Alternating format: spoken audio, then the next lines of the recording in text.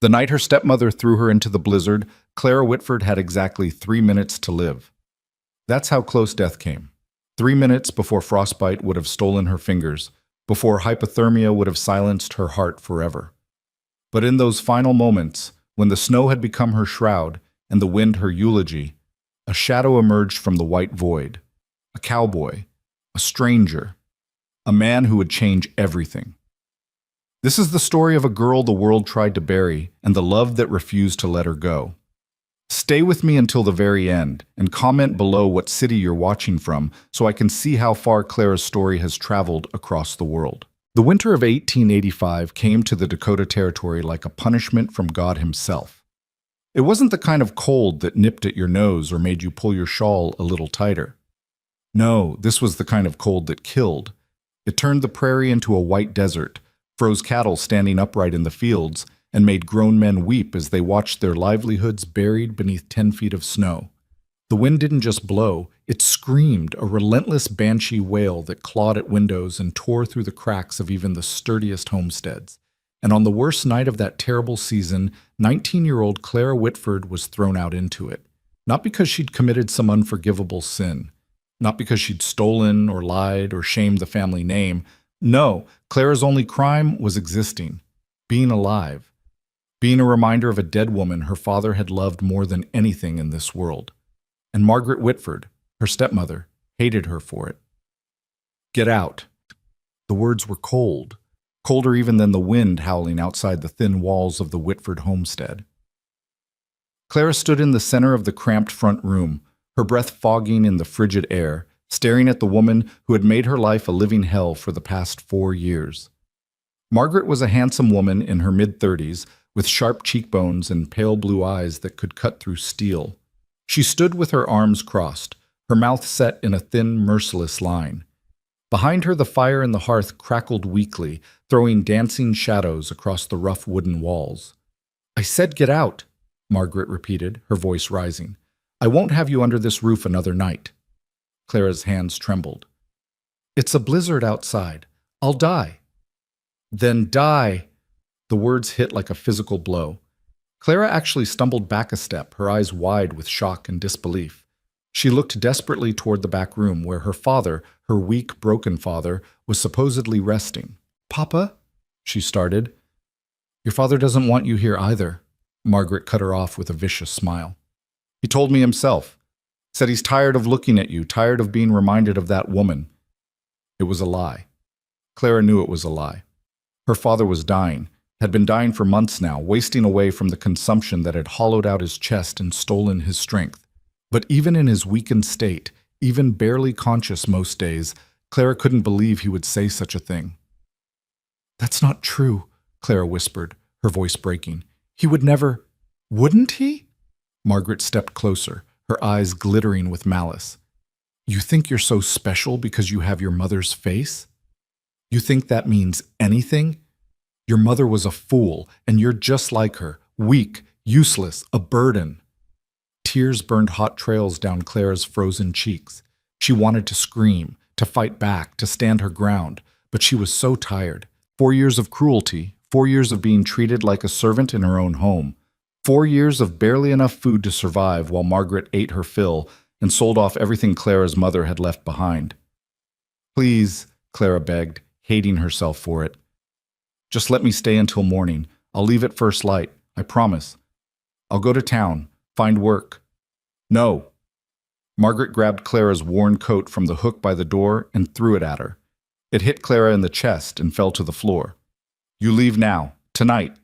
And if you ever come back here, I'll have the sheriff throw you in jail for trespassing. I have nowhere to go." "Not my problem." Clara bent down with shaking hands and picked up the coat.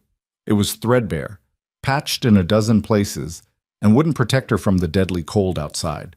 She had no gloves, no hat. Her boots were so worn that snow would soak through them in minutes. She was going to die out there. She knew it. Margaret knew it. And Margaret didn't care. "Margaret, please." Clara tried one last time, but her stepmother had already turned away, dismissing her as if she were nothing more than an unwanted stray.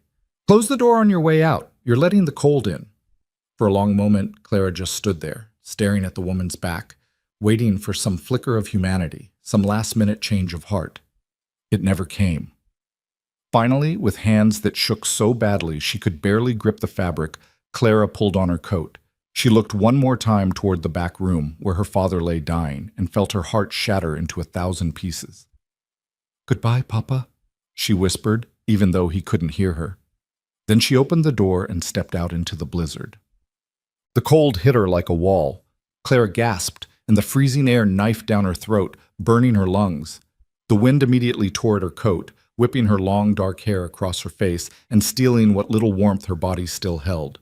Snow swirled in thick, blinding sheets, turning the world into a white void where earth and sky became indistinguishable. She couldn't see more than a few feet in front of her. Behind her, the door slammed shut with a finality that echoed through her bones. She heard the scrape of the bolt being thrown, locking her out forever. Clara stood on the small covered porch for just a moment, trying to gather her courage, trying to think of where she could possibly go. The nearest neighbor was 3 miles away. The town, Redemption Bluff, was nearly 7 miles to the south. 7 miles, in a blizzard, in the dark, with no light, no food, no shelter. Impossible. But staying here meant freezing to death on her stepmother's porch, and Clara refused to give Margaret that satisfaction. So she stepped down off the porch and into the knee-deep snow, feeling it immediately soak through her boots, numbing her feet. She started walking. The wind battered her from every direction, each gust feeling like a fist slamming into her body. Clara pulled her coat tighter, tucked her hands under her arms, and put her head down, forcing herself to keep moving. She couldn't feel her fingers anymore. Her feet were blocks of ice. Just keep walking. One step, another step. Don't stop. But the snow was so deep. Every step was a battle, her legs burning with the effort of lifting her feet high enough to clear the drifts. The cold was a living thing now, wrapping around her like a predator, patient and merciless. She didn't know how long she walked. Time lost all meaning in the white darkness. It could have been minutes or hours. All she knew was the cold and the wind and the growing certainty that she wasn't going to make it. Her legs gave out first. One moment she was walking, the next she was on her hands and knees in the snow, gasping for breath, her whole body shaking violently. She tried to stand, but her legs wouldn't obey. The muscles had simply stopped working. Get up, get up, get up. But she couldn't. Clara collapsed forward, her face pressing into the snow. It should have felt cold, but instead it almost felt warm, soft, like a blanket welcoming her home. No, that's wrong. That's hypothermia. You're dying. She knew that. Some distant, rational part of her mind understood exactly what was happening. But the rest of her, the exhausted, heartbroken, frozen parts, just wanted to sleep. Just for a moment. Just to rest. "I'm sorry, Mama," she thought as her eyes drifted closed. "I tried. I really tried." The wind howled around her, already beginning to bury her beneath a blanket of white. Clara Whitford, 19 years old, abandoned and alone, prepared to die in the snow. And then she heard it, a sound that didn't belong to the storm, a low, rhythmic thud, thud, thud, thud, cutting through the wind. Hoofbeats. Clara's eyes cracked open, though she could barely see through the snow clinging to her lashes. She tried to lift her head, tried to call out, but no sound came from her frozen throat. The hoofbeats grew louder, closer, and then a massive dark shape materialized out of the blizzard. A horse, huge and powerful, its breath steaming in the frigid air, and on its back, a man. He was tall, broad-shouldered, his face hidden beneath a wide-brimmed hat and a bandana pulled up over his nose and mouth. He wore a long oilskin duster that whipped in the wind, and even through her fading consciousness, Clara could sense the strength radiating from him. The man's eyes, the only part of his face she could see, went wide when he spotted her. "Jesus Christ," she heard him swear, his voice muffled by the wind and the bandana. He was off his horse in one fluid motion, dropping to his knees beside her. "Ma'am? Ma'am, can you hear me?" Clara tried to respond, but all that came out was a weak whimper. The man didn't waste time with more questions. He pulled off his gloves and pressed his bare fingers against her throat, checking for a pulse. Whatever he felt there made him curse again. "You're freezing to death," he said more to himself than to her. "Damn it, we need to get you warm. Now."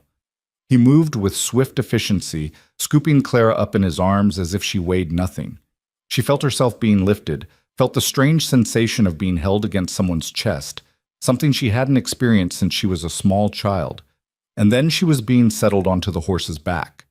The man swung up behind her, pulling her back against his chest and wrapping his duster around them both. One arm locked around her waist, holding her secure, while his other hand gripped the reins. "Stay with me," he commanded, his voice close to her ear. "You hear me? Don't you dare die on me. We're getting you somewhere warm." Clara wanted to tell him it was too late, that she was already gone, that he should just let her go.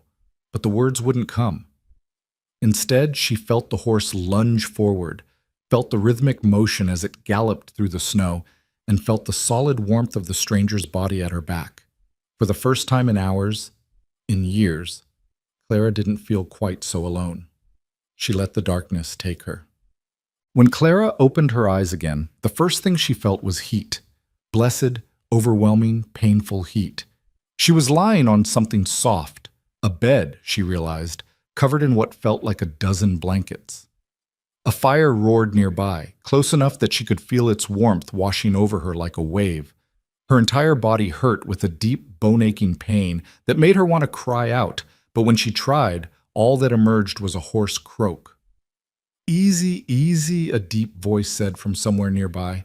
"Don't try to talk yet. Your throat's raw from the cold."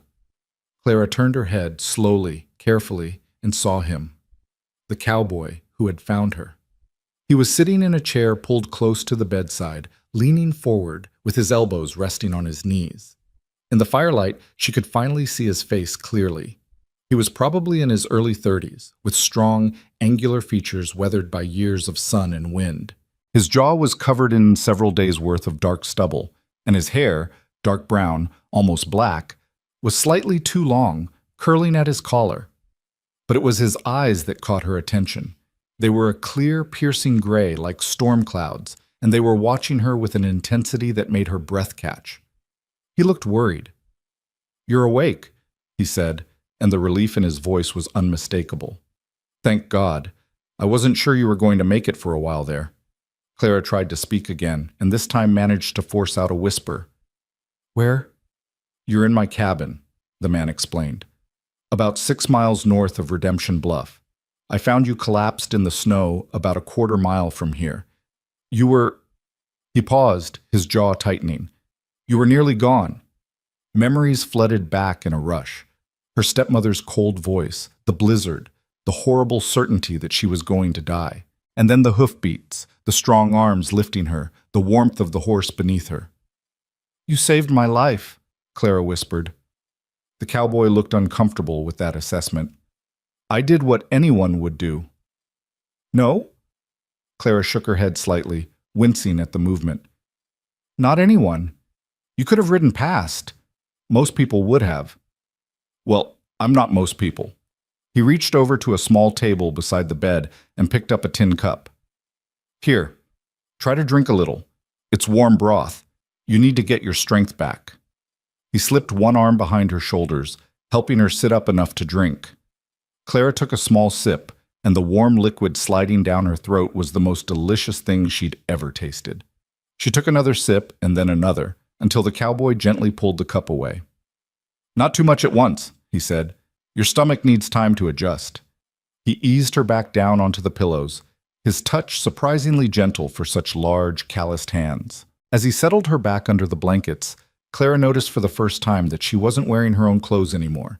Instead, she was dressed in what appeared to be a man's long underwear, clean, soft, and far too large for her. She felt her face flush with embarrassment. "My clothes were soaking wet and half frozen," the cowboy explained matter-of-factly.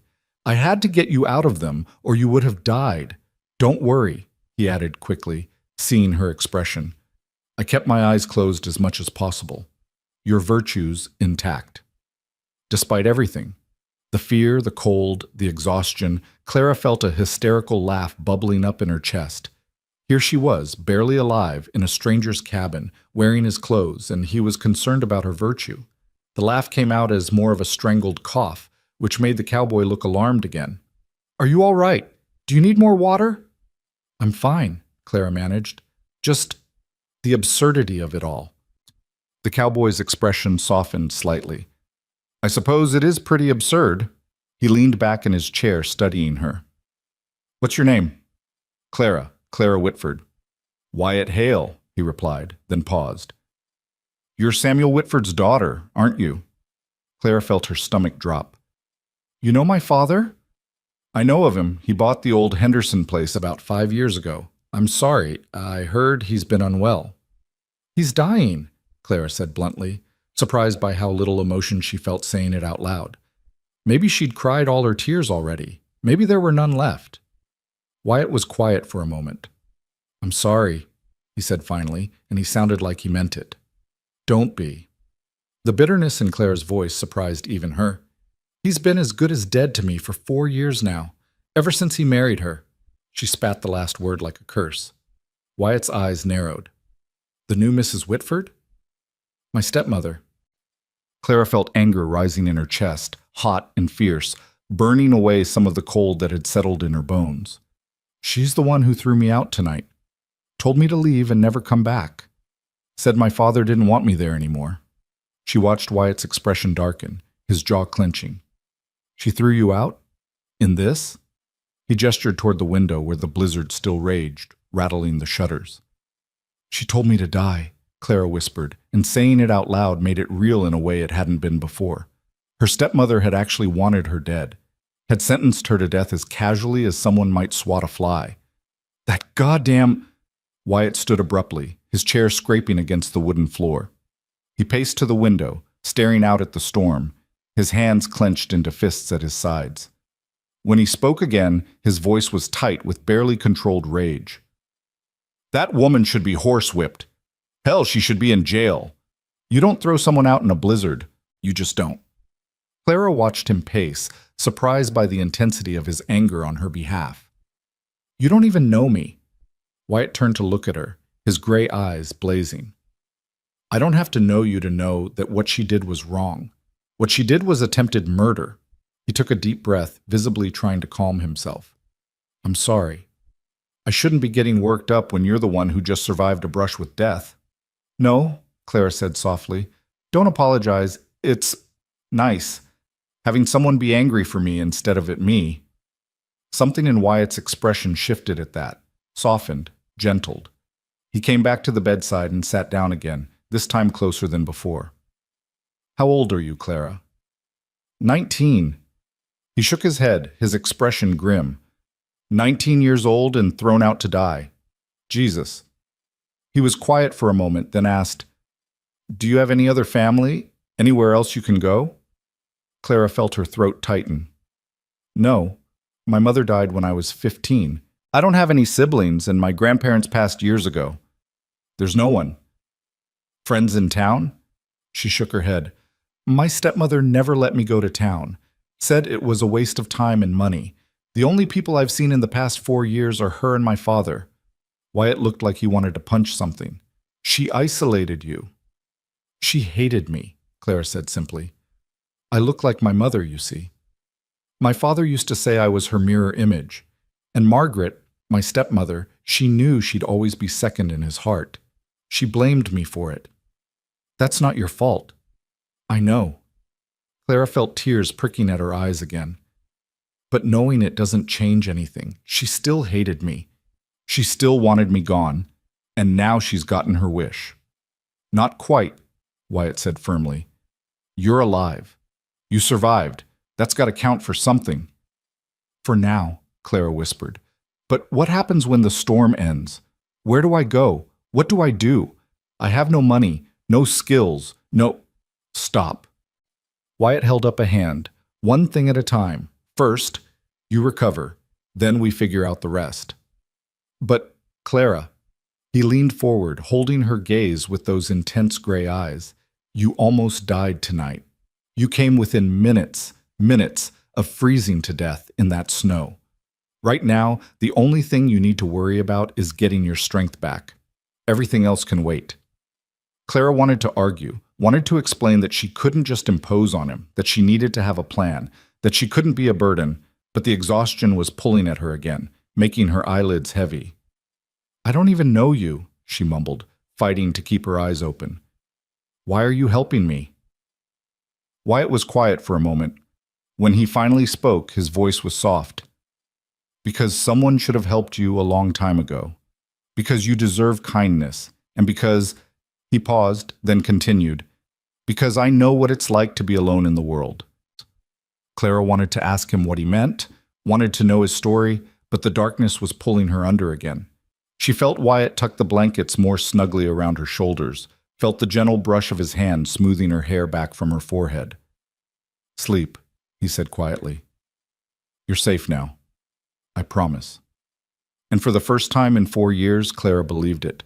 She let herself drift off to sleep in the warm cabin, while outside the blizzard raged and a stranger named Wyatt Hale stood watch over her like a guardian angel she'd never known she needed. Clara slept for 18 hours straight. When she finally woke again, it was to the smell of something cooking, something that made her stomach clench with sudden, desperate hunger. She opened her eyes to find thin gray daylight filtering through the cabin windows. The blizzard was still going, though it seemed slightly less violent than the night before. She turned her head and saw Wyatt standing at a small cast-iron stove in the corner of the cabin, stirring something in a pot. He'd changed clothes since the night before, now wearing dark trousers and a simple flannel shirt with the sleeves rolled up to his elbows. Even from across the room, Clara could see the corded muscles of his forearms, the strength in his shoulders. As if sensing her gaze, Wyatt looked up and met her eyes. His face broke into a small smile, the first real smile she'd seen from him. "Welcome back," he said. "How are you feeling?" Clara took inventory of her body. Everything still ached, and her fingers and toes tingled with a pins and needles sensation that was both painful and reassuring. It meant no serious frostbite. But she was alive. She was warm, and she was hungry. "Better?" she said, her voice stronger than before. "Hungry. That's a good sign." Wyatt ladled whatever he'd been cooking into a bowl and brought it over to her. "It's just venison stew, but it'll warm you up and get some strength back." He helped her sit up, propping pillows behind her back, and handed her the bowl. Clara took it with both hands, grateful that her fingers were working again, even if they were stiff, and took a cautious sip of the broth. It was delicious. Not fancy, not complicated, but rich and hearty and real. Clara suddenly realized she couldn't remember the last time she'd had a proper meal. Margaret had kept her on scraps for years, giving her just enough to survive, but never enough to truly satisfy. She ate slowly, savoring every bite, while Wyatt pulled his chair over and sat down with his own bowl. "The storm's not letting up," he said, glancing toward the window. "We're probably stuck here for another day or two at least." Clara felt a flutter of panic. "I don't want to impose—" "You're not imposing," Wyatt interrupted firmly. "Clara, look at me." She did. "You're welcome here. For as long as you need. Do you understand?" Clara felt her eyes burning again. When was the last time someone had said she was welcome somewhere? When was the last time someone had wanted her to stay? "Why?" she whispered. "Why are you being so kind to me?" Wyatt set down his bowl and leaned back in his chair, his expression thoughtful. "You really want to know?" She nodded. He was quiet for a long moment, his gray eyes distant. "When I was 17, he finally said, my father threw me out of our house in Kansas. Said I was a disappointment, that I'd never amount to anything, that he was done wasting food and money on me." His voice was matter-of-fact, but Clara could hear the old pain underneath it. "I wandered for 3 days before a rancher named Samuel Garrett found me half-starved and took me in. He didn't have to. He didn't know me from Adam. But he gave me work, taught me everything I know about ranching, and treated me like a son until the day he died." "This is his cabin?" Clara asked softly. "Was. He left it to me when he passed 5 years ago, along with this land and his cattle. Everything I have, everything I am, I owe to a man who showed me kindness when I needed it most." Wyatt met her eyes. "So when I found you out there in the snow, I thought about Samuel. And I thought about what kind of man I'd be if I didn't do the same thing he did for me." Clara felt tears streaming down her cheeks, but for the first time in years, they weren't tears of pain or fear or despair. They were tears of gratitude, of relief, of something that felt almost like hope. "Thank you," she whispered. "Thank you for not riding past." Wyatt reached over and gently wiped a tear from her cheek with his thumb. The gesture was so tender, so unexpected, that Clara's breath caught. "You don't have to thank me," he said quietly. "You just have to heal. Can you do that?" Clara nodded, not trusting her voice. "Good." Wyatt stood up and collected their empty bowls. "Now, you need to rest some more. Doctor's orders." "You're a doctor?" "Hell no," Wyatt said with a laugh. "But I've patched up enough horses and cattle and a few cowboys to know when someone needs to rest and recover." Despite everything, Clara found herself smiling. It felt strange, the pull of those muscles in her face. How long had it been since she'd smiled? Really smiled? "What should I do?" she asked. "While you're working, I don't want to just lie here like a useless lump." "That's exactly what you're going to do," Wyatt said firmly. "For at least the next couple of days. Your body needs time to recover from hypothermia and exhaustion." "But no buts." He pointed at her with mock sternness. "I've got books on the shelf over there if you want to read. And I'll be in and out checking on the animals in the barn, making sure the cabin stays stocked with firewood. But you stay in that bed and rest. Understood?" Clara wanted to argue, but the truth was she could already feel exhaustion pulling at her again. "Understood." "Good." Wyatt moved toward the door, pulling on his heavy coat. "I'm going to check on the horses. I'll be back in about an hour. If you need anything before then, there's a bell on the table beside you. Ring it, and I'll hear it in the barn." "Wyatt?" He paused, his hand on the door latch, and looked back at her. "Thank you," Clara said again. "Not just for saving my life, for everything." Something shifted in Wyatt's expression, something warm and soft and almost tender. "You're welcome, Clara. Now get some rest." He stepped out into the snow, closing the door firmly behind him, and Clara was left alone in the warm cabin with her thoughts. For the first time in 4 years, she wasn't afraid. For the first time in 4 years, she felt safe. And as she settled back into the pillows and pulled the blankets up to her chin, Clara let herself imagine, just for a moment, what it might be like to have a life where she was valued, protected, cared for. A life where she mattered. Outside, the blizzard continued to rage, sealing them in together. And inside the small cabin, something new was beginning to take root. Something fragile and tentative, but alive. Something that felt almost like the beginning of hope. The storm raged for 3 full days. 3 days during which the world outside became nothing but white fury and howling wind. 3 days during which Clara and Wyatt existed in a bubble of warmth and firelight, cut off from everything and everyone. 3 days that would change both of their lives forever. On the second morning, Clara woke to find Wyatt already up, stoking the fire and preparing breakfast. She watched him from beneath her blankets, studying the way he moved, efficient, purposeful, completely at ease in his own space. There was something mesmerizing about watching someone who was so completely comfortable with themselves, someone who didn't second-guess every action or apologize for taking up space. "I can feel you staring," Wyatt said without turning around, amusement coloring his voice. Clara felt heat flood her cheeks. "I'm sorry, I didn't mean to—" "I'm teasing." He glanced over his shoulder with that small smile she was beginning to recognize. "How are you feeling this morning?" "Better." Clara sat up carefully, testing her body. The aching had diminished significantly, and her fingers and toes felt almost normal again. "Much better, actually." "Good enough to sit at the table for breakfast?" The idea of getting out of bed, of being upright and functional, was suddenly deeply appealing. "Yes, I think so." Wyatt wiped his hands on a cloth and came over to help her. He offered his arm, and Clara took it, grateful for the support as she stood on legs that felt shaky and weak from days in bed. He walked her slowly to the small wooden table near the stove and helped her settle into one of the 2 chairs. It was only when she was seated that Clara really looked around the cabin for the first time with clear eyes. It was a single room, maybe 20 feet by 20 feet, with rough-hewn log walls and a plank floor. The bed she'd been sleeping in occupied one corner, a large stone fireplace dominated another, and the small kitchen area with its cast-iron stove took up a third. The furnishings were sparse but well made. The table and chairs, a rocking chair near the fireplace, a trunk at the foot of the bed, and a shelf of books along one wall. But what struck Clara most was how clean everything was. The floor was swept, the dishes were washed and neatly stacked. The blankets on the bed were straight, even though she'd just gotten out of them. Wyatt must have straightened them while helping her to the table. For a bachelor living alone in the wilderness, he kept a remarkably tidy home. "You're looking around like you've never seen a cabin before," Wyatt observed as he set a plate of eggs and salt pork in front of her. "I'm looking around because this is the cleanest bachelor cabin I've ever heard of," Clara replied. "Most men living alone live like animals." Wyatt laughed, a rich, warm sound that filled the small space. "My mother would rise from her grave and haunt me if I lived like a pig.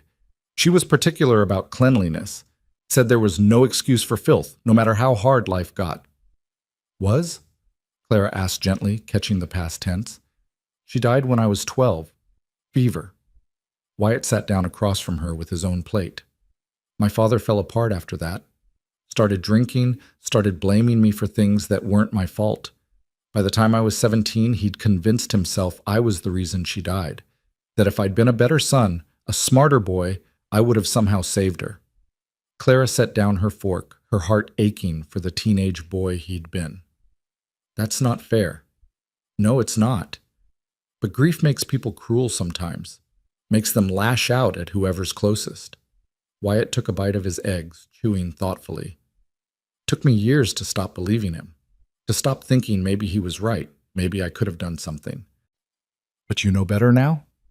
Now I know that death comes when it comes, and there's not a damn thing any of us can do about it except keep living." He met her eyes across the table. "Your mother, what was she like?" The question caught Clara off guard. No one had asked about her mother in years. Margaret had forbidden even mentioning her name in the house. "She was—" Clara paused, searching for the right words. "She was sunshine. That's what my father used to say. She lit up every room she walked into. She was always singing, always laughing, always finding joy in the smallest things. A pretty rock, a bird's nest, the first flowers of spring, everything delighted her." "You must miss her terribly." "Every single day." Clara felt the familiar ache in her chest. "But especially these past 4 years. She would have never let Margaret treat me the way she did. She would have fought for me." "I'm sure she would have." Wyatt reached across the table and squeezed her hand briefly, a simple gesture of comfort that made Clara's throat tighten with emotion. "And I think she'd be proud of you for surviving, for not giving up, even when things got impossible." "I almost did give up," Clara admitted quietly. "That night in the snow before you found me, I was ready to let go.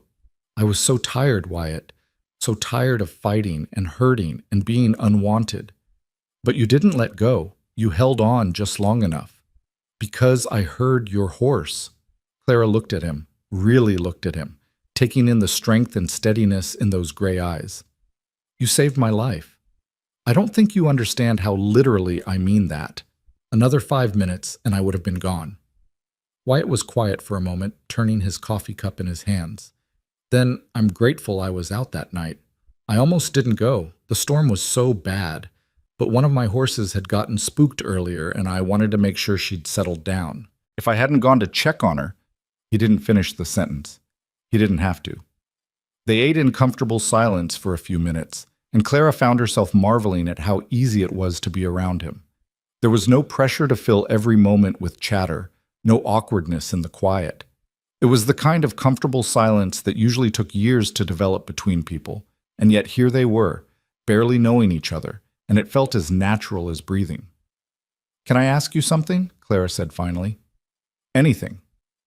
Why do you live out here alone? Don't you get lonely?" Wyatt considered the question. "Sometimes," he admitted, "especially in the winter when I might not see another soul for weeks at a time. But I like the solitude too, like being able to think without someone talking at me constantly, like the quiet." "I understand that," Clara said softly. "The last 4 years I would have killed for some quiet, for some peace." Margaret never stopped criticizing, never stopped finding fault. The sound of her voice became like nails on slate. "You don't have to hear it anymore." "No." Clara felt something loosen in her chest. "I don't, do I?" "Never again, if you don't want to." Wyatt stood and collected their empty plates. "You're free now, Clara. It might not feel like it yet, but you are. You can make your own choices about where to go and what to do. No one gets to control you anymore." Free. The word felt foreign, impossible. Clara had been under someone's control her entire life, first her parents, which was natural and loving, and then Margaret, which had been neither. The idea of being truly free, of making her own decisions, was both exhilarating and terrifying. "I don't know how to be free," she confessed. Wyatt turned from the wash basin where he was cleaning their dishes and looked at her with such understanding that Clara felt tears prick her eyes again. "Then I guess you'll have to learn," he said gently. "And you've got time. All the time in the world." Clara wanted to believe him. God, how she wanted to believe him. The rest of that day passed in a strange, peaceful rhythm. Wyatt went out periodically to tend to his animals. He had 5 horses, he told her, and a small herd of cattle that had taken shelter in a canyon about a mile from the cabin. Each time he came back inside, he was covered in snow and half frozen, but he never complained. He would simply stamp the snow off his boots, hang up his coat, and warm himself by the fire while telling Clara about what he'd seen. Clara, for her part, spent the day reading from Wyatt's surprisingly extensive book collection. He had everything from dime novels to Shakespeare, from agricultural manuals to poetry. She found herself drawn to a worn copy of Jane Eyre and lost herself in the story of another orphaned girl who'd suffered at the hands of cruel relatives. "Good choice," Wyatt commented when he saw what she was reading.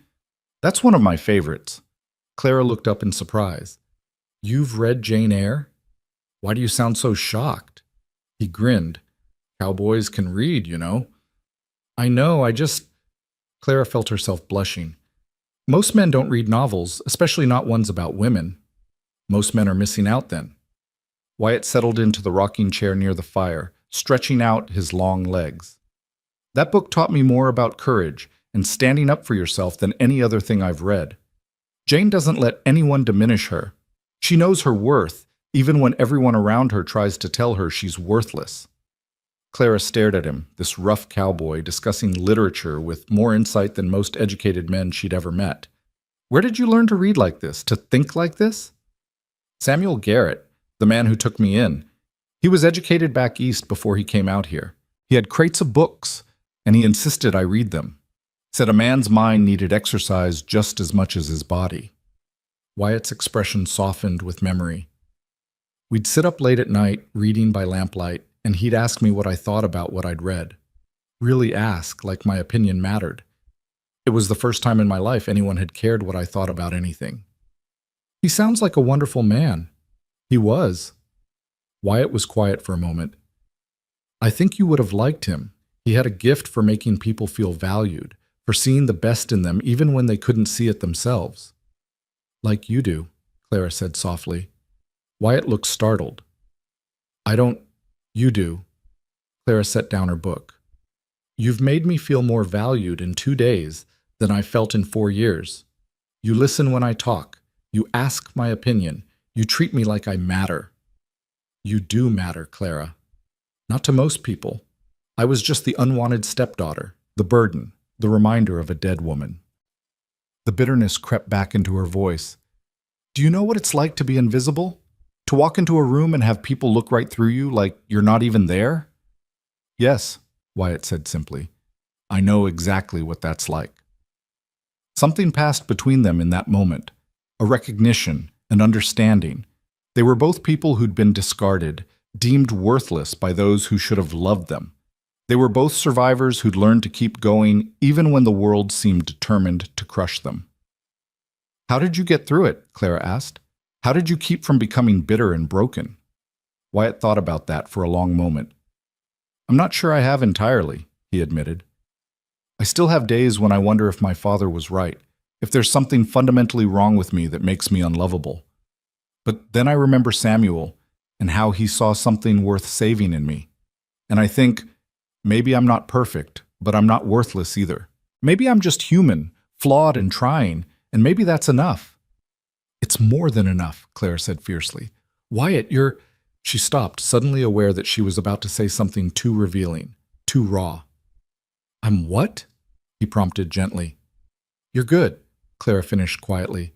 "You're a good man, the kind of man I didn't think existed anymore." Wyatt looked uncomfortable with the praise, but pleased too. "I try to be. That's all any of us can do, right? Try to be a little better than we were yesterday." Clara nodded, feeling something warm and unfamiliar blooming in her chest. It took her a moment to recognize what it was. Hope. Not just hope for survival, but hope for something more. Hope for a future that might contain more than just endless work and loneliness. Hope for connection, for understanding, for belonging. Hope, she realized with a jolt, that involved the man sitting across from her. The realization should have scared her. She barely knew him. She'd been in his cabin for less than 3 days. And yet she already knew with bone-deep certainty that Wyatt Hale was different from any man she'd ever met. He was kind without being weak, strong without being cruel, intelligent without being condescending. He was, she thought, exactly the kind of man her mother had always told her existed, the kind worth waiting for. "You're staring again," Wyatt said, but his tone was gentle, almost affectionate. "Sorry," Clara said, not sorry at all. "I'm just thinking." "About?" "About how safe I feel here, about how I don't want to leave, about how you've shown me more kindness in 3 days than anyone has in 4 years, about how when you look at me, I don't feel invisible anymore." But she couldn't say any of that. Not yet. It was too soon, too raw, too dangerous. "About what comes next," she said instead, "when the storm ends and I have to leave." Wyatt's expression grew serious. "You don't have to leave. I can't impose on you forever. It's not imposing if I'm offering." He leaned forward, his elbows on his knees, his gray eyes intense. "Clara, I meant what I said. You're welcome here for as long as you need. A week, a month, longer. It doesn't matter. You need time to figure out what you want to do, and I can give you that time." "But what will people think? A young woman living alone with a bachelor." "Let them think what they want," Wyatt said flatly. "Anyone who would rather see you dead in the snow than safe in a cabin isn't worth worrying about. You say that now, but gossip can destroy reputations. I don't give a damn about my reputation." His voice was firm, brooking no argument. "And neither should you. Your stepmother tried to kill you, Clara. She threw you out to die. Anyone who judges you for surviving can go straight to hell." Clara felt tears burning her eyes again. "Why?" she whispered. "Why are you so determined to help me?" Wyatt was quiet for a long moment, his gaze steady on hers. When he finally spoke, his voice was low and honest. "Because when I found you in that snow, already half gone, I felt something I hadn't felt in years. Terror. Pure, absolute terror at the thought of not getting to you in time. And when you opened your eyes and I knew you were going to make it, I felt relief so intense it nearly knocked me over." He paused. "I don't know what that means yet, Clara, but I know I'm not ready for you to leave. Not yet." Clara's heart was pounding so hard she was sure he could hear it. "I don't want to leave either," she admitted in a whisper. Something shifted in Wyatt's expression, something warm and wondering and almost tender. He opened his mouth to respond, but before he could speak, a tremendous crack of thunder shook the cabin, so loud and unexpected that Clara jumped. "The storm's changing," Wyatt said, standing and moving to the window. "Thunder in a blizzard, that means it's going to get worse before it gets better." As if to prove his point, the wind suddenly increased, howling around the cabin with renewed fury. The shutters rattled violently, and Clara could hear debris, branches probably, hitting the walls. "Is the cabin safe?" she asked, trying to keep the fear out of her voice. "Solid as a rock," Wyatt assured her. "Samuel built this place to withstand anything nature could throw at it. We'll be fine." But as the storm intensified throughout the evening, Clara found herself growing increasingly nervous. She'd never been afraid of storms before, but then again, she'd never been in a storm like this. This was the kind of weather that killed people, that buried entire homesteads under 20 feet of snow, that made horses go mad with panic and cattle freeze to death standing up. Wyatt seemed to sense her fear. As the night grew darker and the storm raged harder, he moved his rocking chair closer to the bed where Clara had retreated for warmth. "Tell me about your mother," he said, clearly trying to distract her. "What's your favorite memory of her?" Clara pulled the blankets up to her chin and thought. "The garden," she said finally. "We had this beautiful garden behind our house in Illinois before we moved here. My mother loved flowers, and she'd planted every kind you could imagine, roses and lilies and daisies and hollyhocks. In the summer, it was like stepping into a painting." "What did you do there?" "Everything." Clara smiled at the memory. "We'd have tea parties among the flowers, just the two of us. We'd lie on our backs and watch the clouds. She'd teach me the names of all the plants and tell me stories about where they came from. Sometimes we'd just sit in silence, enjoying the peace and the beauty. She sounds lovely. She was. Clara felt the familiar ache in her chest. When she got sick, one of the last things she asked me was to always remember that I was strong. She said life would try to break me, that people would try to make me feel small and worthless, but I had to remember that I came from love, and that made me strong. She was right. Was she? Clara's voice broke. Because I don't feel strong, Wyatt. I feel like I've been beaten down and broken. I feel like a coward who almost gave up and died in the snow. You're not a coward. Wyatt's voice was fierce. Clara, do you know how much strength it takes to survive what you've survived? 4 years of abuse and cruelty, and you're still here, still fighting, still capable of hope and kindness. That's not weakness. That's steel wrapped in softness. Clara looked at him through tear-blurred eyes. How do you do that? Do what? Say exactly what I need to hear. See things in me that I can't see in myself. Wyatt reached out and took her hand, his thumb brushing over her knuckles. Maybe it's because I see in you what Samuel saw in me. Potential. Worth. Someone who deserves so much better than what life has given them. I see that in you too, Clara whispered. They sat like that for a long moment, hands clasped, the storm raging outside while something quiet and powerful grew between them. Clara knew she should pull away, should maintain some kind of proper distance, but she didn't want to. For the first time in years, human touch didn't feel threatening or demanding. It felt like comfort, like connection, like home. Finally, reluctantly, Wyatt released her hand. You should try to sleep. The storm sounds worse than it is, I promise. Will you stay? The words were out before Clara could stop them. I don't mean in the bed, she added quickly, blushing furiously. I just mean nearby. I don't want to be alone. Wyatt's expression softened. I'll be right here in the chair. I promise. You sleep, and I'll keep watch. You need to sleep too. I will. Later. Right now you need rest more than I do. Clara wanted to argue, but exhaustion was pulling at her again.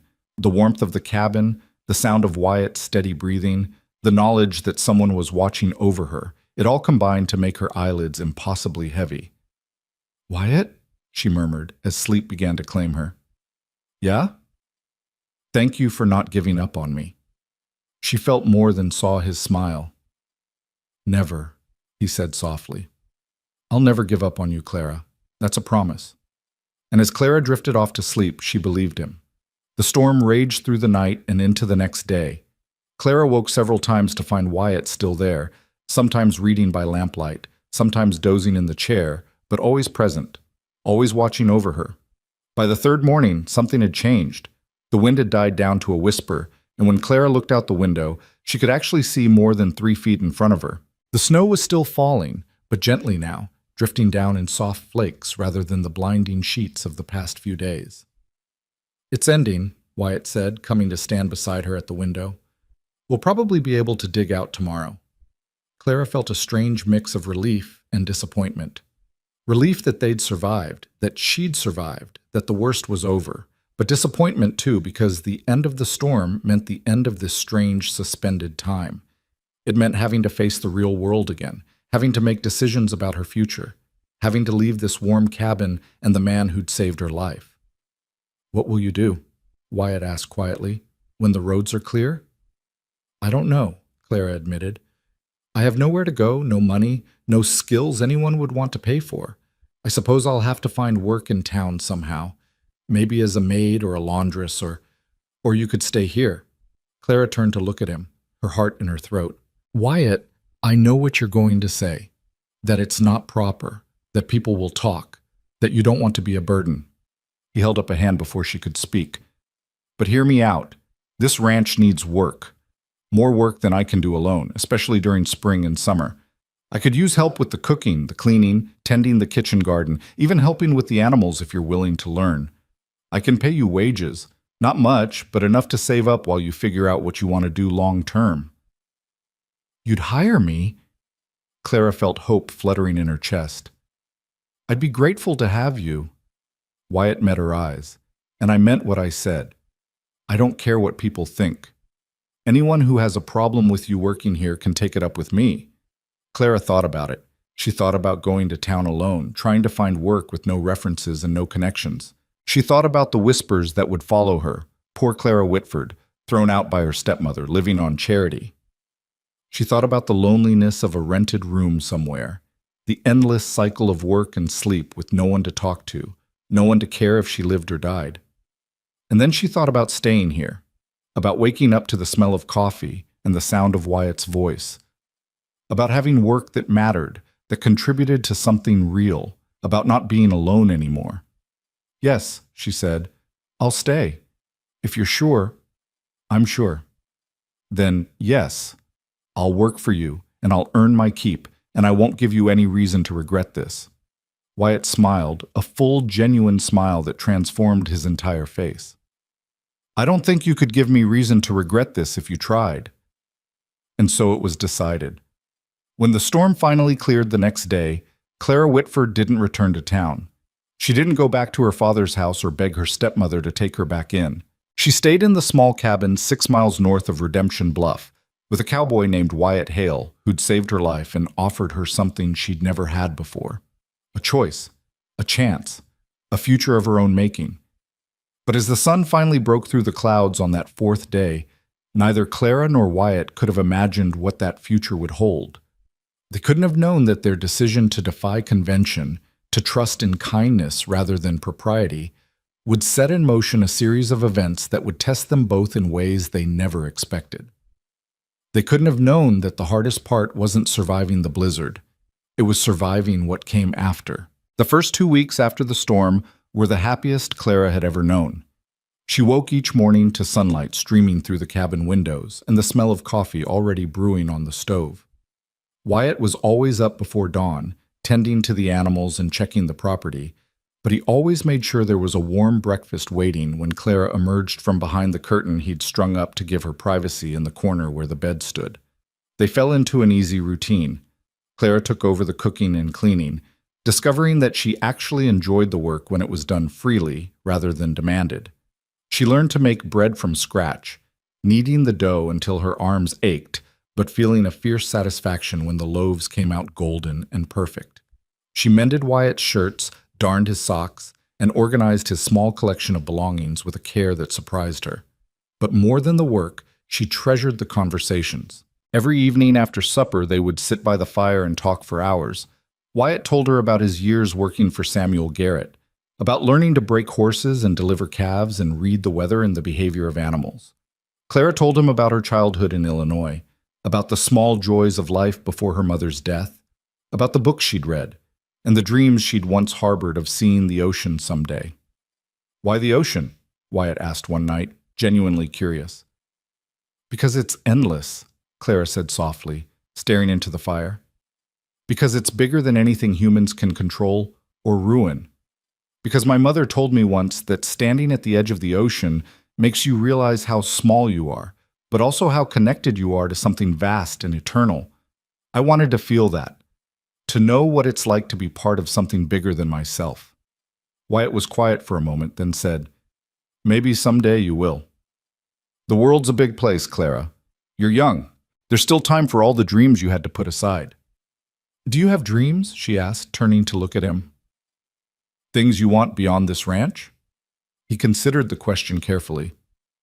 I used to dream about having a family, a wife who actually wanted to be here, not just tolerated it. Children running around making noise and getting into trouble. A home that felt full instead of empty. He smiled, but there was something sad in it. But I'm 32 now, and I've been alone for so long I'm not sure I remember how to be anything else. You're not alone now, Clara said quietly. Wyatt met her eyes, and something passed between them, something warm and dangerous and full of possibility. No, he agreed, his voice rough. I'm not. The moment stretched between them, charged with all the things they weren't saying. Clara felt her heart racing, felt the pull of attraction she'd been trying to ignore for days. She'd never felt this way about anyone before, this heady mix of safety and excitement, comfort and desire. With Wyatt, she felt simultaneously at peace and utterly alive. But before either of them could say anything more, a knock at the door shattered the moment. They both jumped. Wyatt rose quickly, his hand instinctively going to the rifle mounted above the door. "Stay back," he told Clara, his voice suddenly hard and cautious. "Who is it?" he called out. "Tom Brennan, from the neighboring ranch," came a gruff voice from outside. "Saw smoke from your chimney and wanted to make sure you made it through the storm all right." Wyatt relaxed slightly and opened the door. A burly man in his 50s stood on the porch, his weathered face creased with concern. His eyes immediately found Clara, standing frozen by the fire, and his eyebrows shot up. "Well, I'll be damned," Tom said slowly. "You got company, Hale." "Oh, Tom, this is Miss Clara Whitford," Wyatt said, his tone carefully neutral. "She got caught in the blizzard, and I found her half frozen. She's been recovering here." Tom's eyes sharpened with interest and something else. Calculation, perhaps. "Whitford? Samuel Whitford's daughter?" "Yes," Clara said, lifting her chin slightly. She could already see the judgment forming in the man's eyes. "Heard your stepmother's been telling folks you ran off to avoid taking care of your dying father," Tom said bluntly. "Been saying you're ungrateful and probably dead in a snowbank somewhere." Guess she was half right. Clara felt the words like a physical blow. Of course, Margaret would twist the story, would make herself the victim, and Clara the villain. "She threw me out," Clara said, her voice shaking with anger. "She locked me out in the blizzard and told me to die." Tom's expression didn't change. "That's a serious accusation." "It's the truth," Wyatt said firmly, stepping slightly in front of Clara in an instinctively protective gesture. "And if Margaret Whitford is spreading lies about Clara running away, then someone needs to set the record straight." "Maybe so," Tom said slowly. "But you got to understand how this looks, Hale. A young unmarried woman living alone with a bachelor. Folks are going to talk." "Let them talk," Wyatt said flatly. "I'm saying this as a friend. You need to be careful. The town council's already got questions. Reverend Michaels has been making noise about moral standards and the influence of inappropriate behavior on the community." Tom shook his head. "I don't give a damn personally, but there are those who do. Just watch yourself." After Tom left, the easy warmth between Clara and Wyatt had cooled into something tense and worried. Clara paced the small cabin, her arms wrapped around herself. "This is my fault," she said.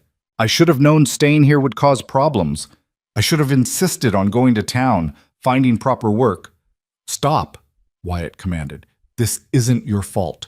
You didn't do anything wrong. I'm ruining your reputation. I told you, I don't care about my reputation." He caught her shoulders gently, making her face him. "Clara, listen to me. I knew exactly what I was doing when I asked you to stay. I knew people would talk, and I don't regret it for a second. But the Reverend, the town council, can mind their own damn business." His hands tightened slightly on her shoulders. "You're not going anywhere unless you want to. Do you understand me?" Clara looked up into his fierce gray eyes and felt her resolve strengthen. "I don't want to go." "Then you stay." But over the next week, it became clear that staying wouldn't be as simple as they'd hoped. More neighbors stopped by, ostensibly to check on Wyatt after the storm, but really to get a look at the girl living in his cabin. Some were kind, offering Clara a sympathetic smile or a word of encouragement. Others were openly hostile, their disapproval radiating from every stiff gesture and pursed lip. The worst was when Mrs. Henderson from the neighboring ranch brought her daughter, a pretty blonde girl of about 20 named Sarah. "I thought you might need some help with spring cleaning, Mr. Hale," Mrs. Henderson said with a pointed look at Clara. "Sarah here is an excellent housekeeper, and she's looking for employment, much more suitable than your current arrangement." "My current arrangement is working just fine, ma'am," Wyatt said coolly, "but I appreciate the offer." Mrs. Henderson's lips thinned. "Mr. Hale, as a woman of this community and a mother, I feel obligated to tell you that your behavior is causing quite a scandal. That girl's reputation is in tatters, and you're not doing yours any favors either. The decent thing would be to send her to town where proper ladies can help her find appropriate work." "The decent thing," Wyatt said, his voice hard as iron, "would be for people to mind their own business and stop judging a girl who was nearly murdered by her own stepmother." Mrs. Henderson's eyes widened. Murdered? That's quite an accusation. It's the truth. Margaret Whitford threw Clara out in a blizzard and left her to freeze to death. I found her barely alive. So forgive me if I'm not particularly concerned with what the town gossips think about where she's staying now. After they left, Clara found herself shaking. They're going to keep coming, she said. They're not going to let this go. I know, Wyatt admitted, running a hand through his hair in frustration. But Clara, I can't. I won't send you away just because some busybodies think they know what's best. Maybe they're right, though, Clara said quietly. Maybe I should go to town, find a boarding house, find work. And live under the thumb of people who've already decided you're fallen? Wyatt shook his head. At least here you're treated with respect. At least here you're safe. Safe. The word echoed in Clara's mind as she lay in bed that night, unable to sleep. She was safe here, that was true. But was safety enough? Was it fair to Wyatt to let him shoulder the burden of the town's judgment? Was she being selfish by staying? The answer came 2 days later, during a trip to town for supplies. Wyatt had tried to convince Clara to stay at the cabin, but she'd insisted on coming. I can't hide forever, she'd said, and I need to face whatever's waiting. What was waiting turned out to be worse than she'd imagined. They arrived in Redemption Bluff on a cold but clear morning. The town was small, just a main street with a general store, a saloon, a church, and a handful of other businesses. As soon as Wyatt's wagon rolled into view, Clara could see curtains twitching in windows, could feel eyes following their progress down the street. At the general store, the whispers started immediately. The store was crowded with women doing their weekly shopping, and when Clara walked in beside Wyatt, the conversation died. Every woman in the store turned to stare, their expressions ranging from curious to coldly disapproving. Well, one woman said loudly, making no effort to lower her voice, I heard she was shameless, but to parade herself around town as if she hasn't been living in sin.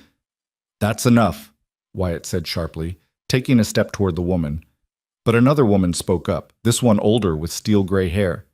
Is it true you threw yourself at Mr. Hale, Miss Whitford?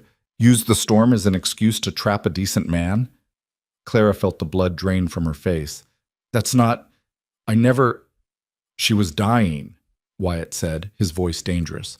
I found her collapsed in the snow, and I saved her life. Whatever sick stories you've been hearing are lies. Are they? A third woman joined in, her voice dripping with false sympathy. Because your stepmother has been quite worried about you, dear. She's told everyone how you ran away rather than care for your poor dying father, how you've always been ungrateful and wild. And now you turn up living with a bachelor, wearing his clothes. She gestured at Clara's dress, which was indeed one of Wyatt's shirts altered to fit her.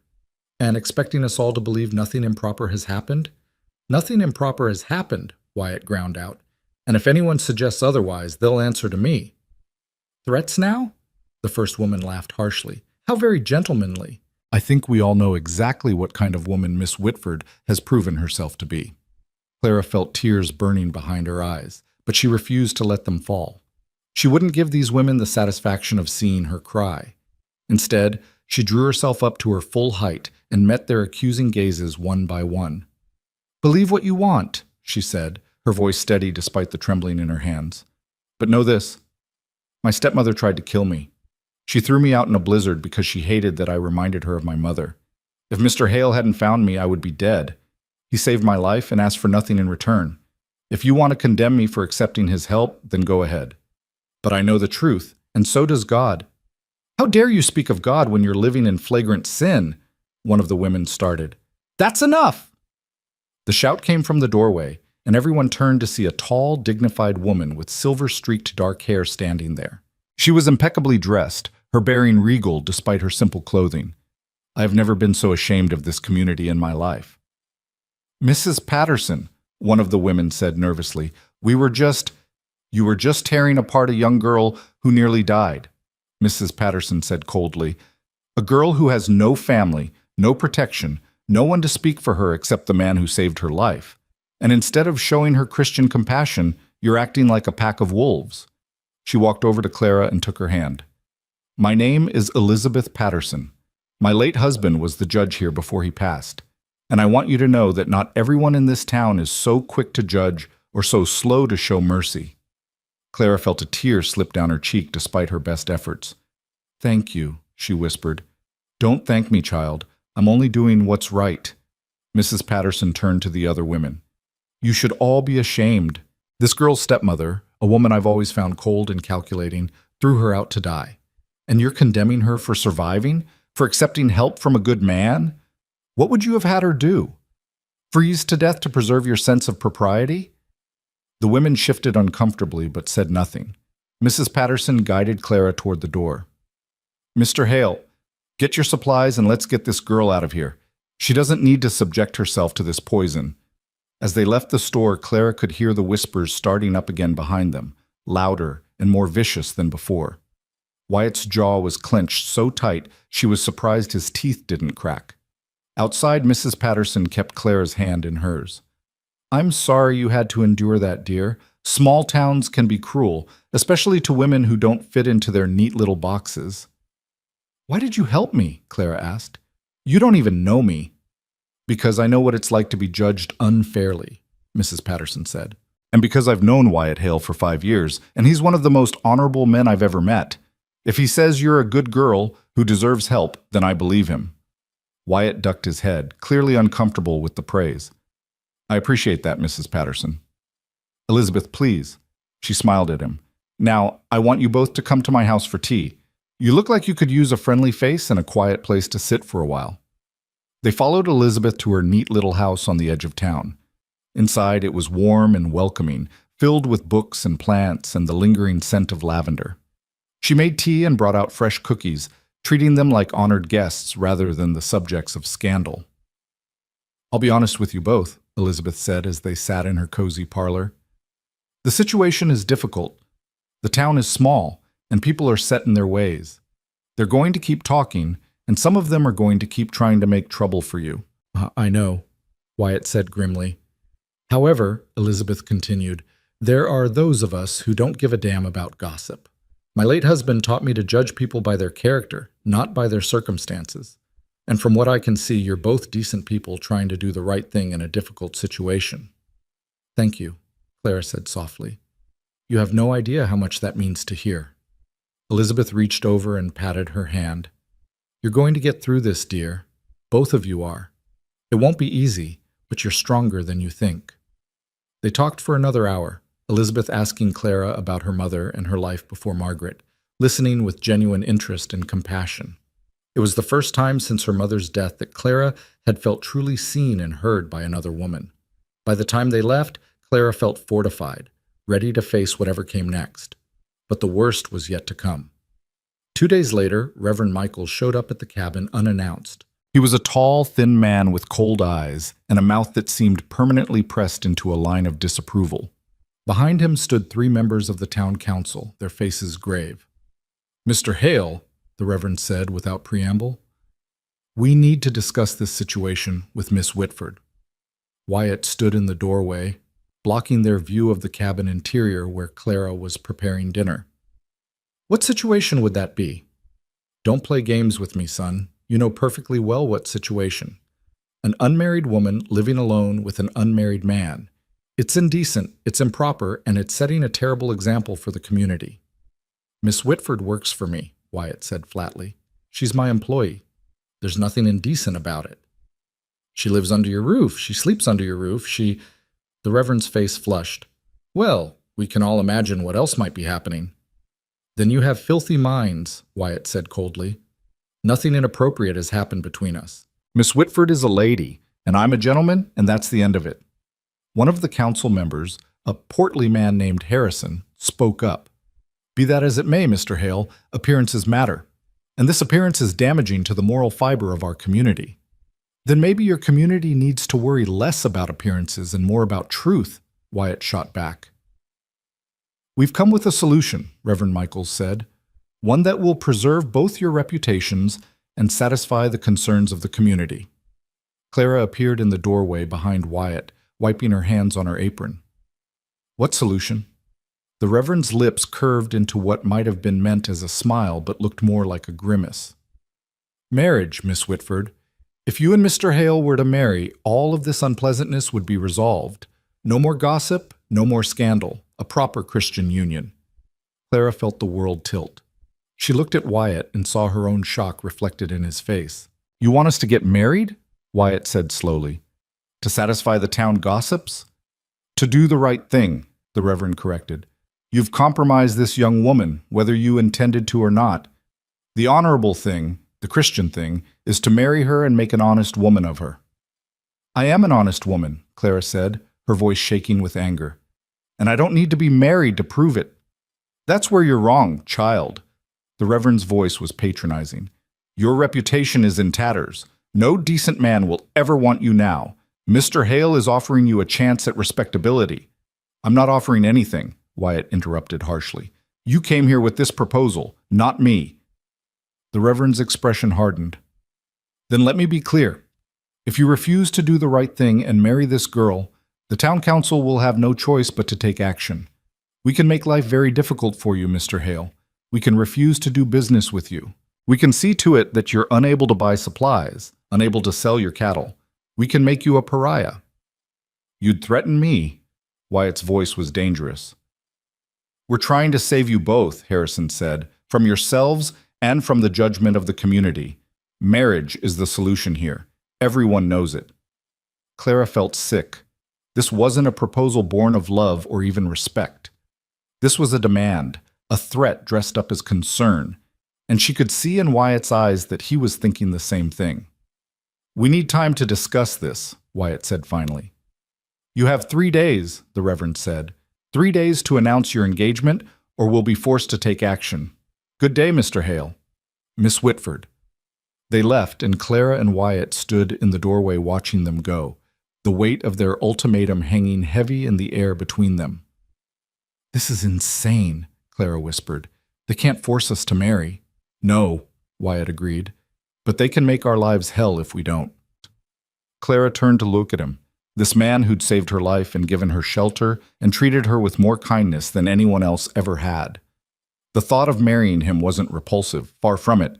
But to marry like this, under threat and coercion, turned what could have been beautiful into something tainted and wrong. What do we do? She asked. Wyatt looked at her, his gray eyes full of conflict, and something else, something that made her heart skip. I don't know it, he said honestly, but we'll figure it out together. Clara nodded, trying to believe him.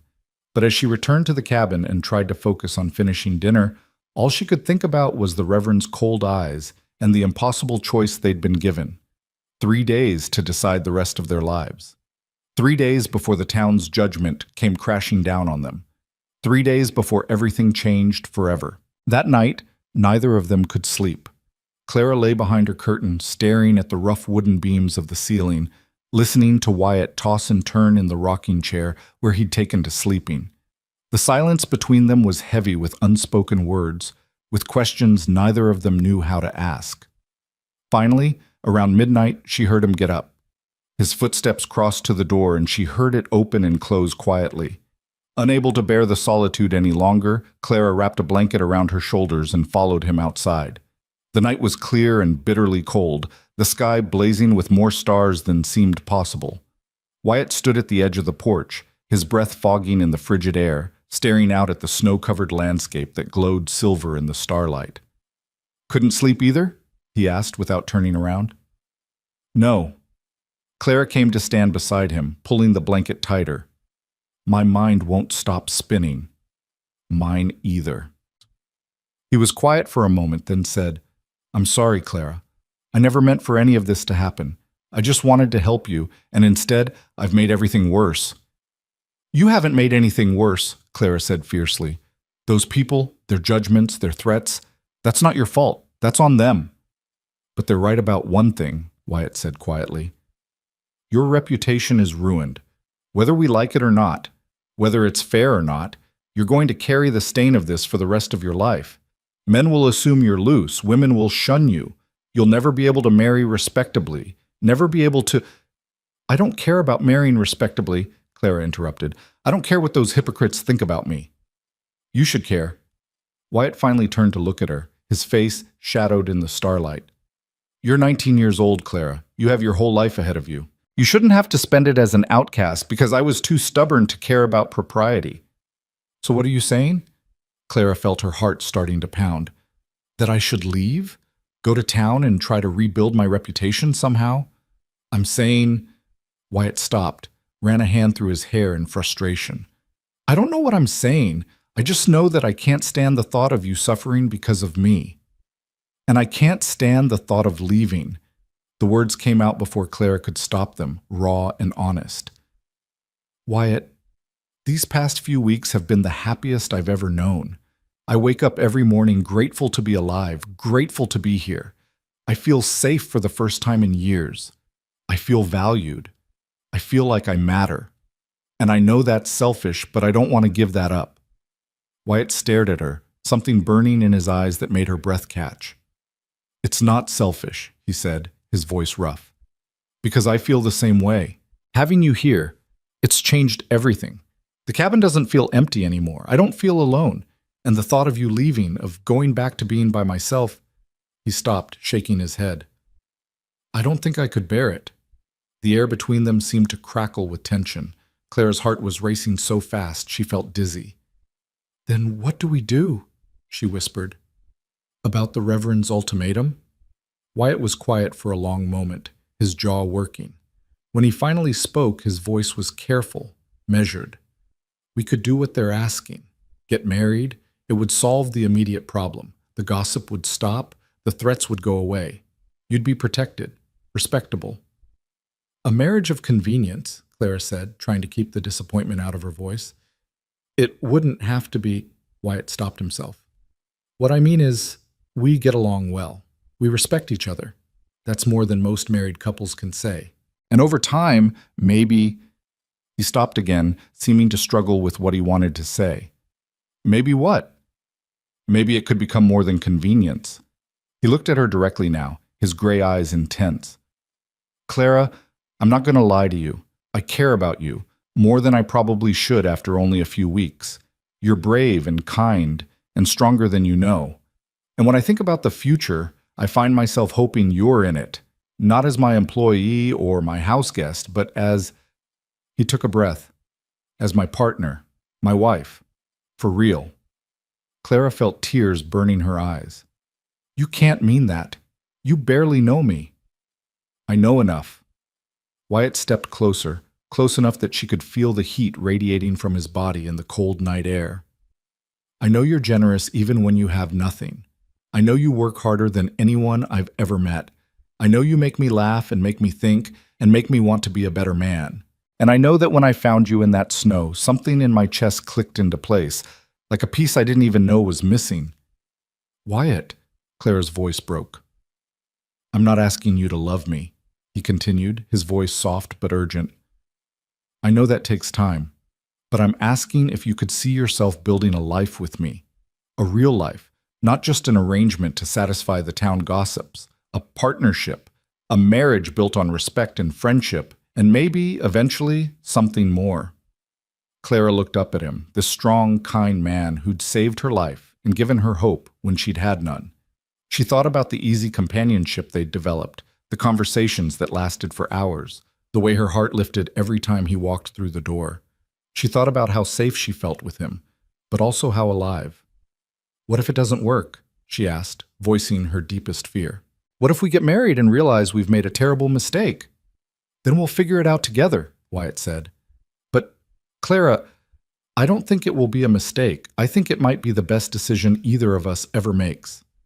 Clara felt a tear slip down her cheek. I care about you too, she admitted in a whisper. More than I thought possible in such a short time.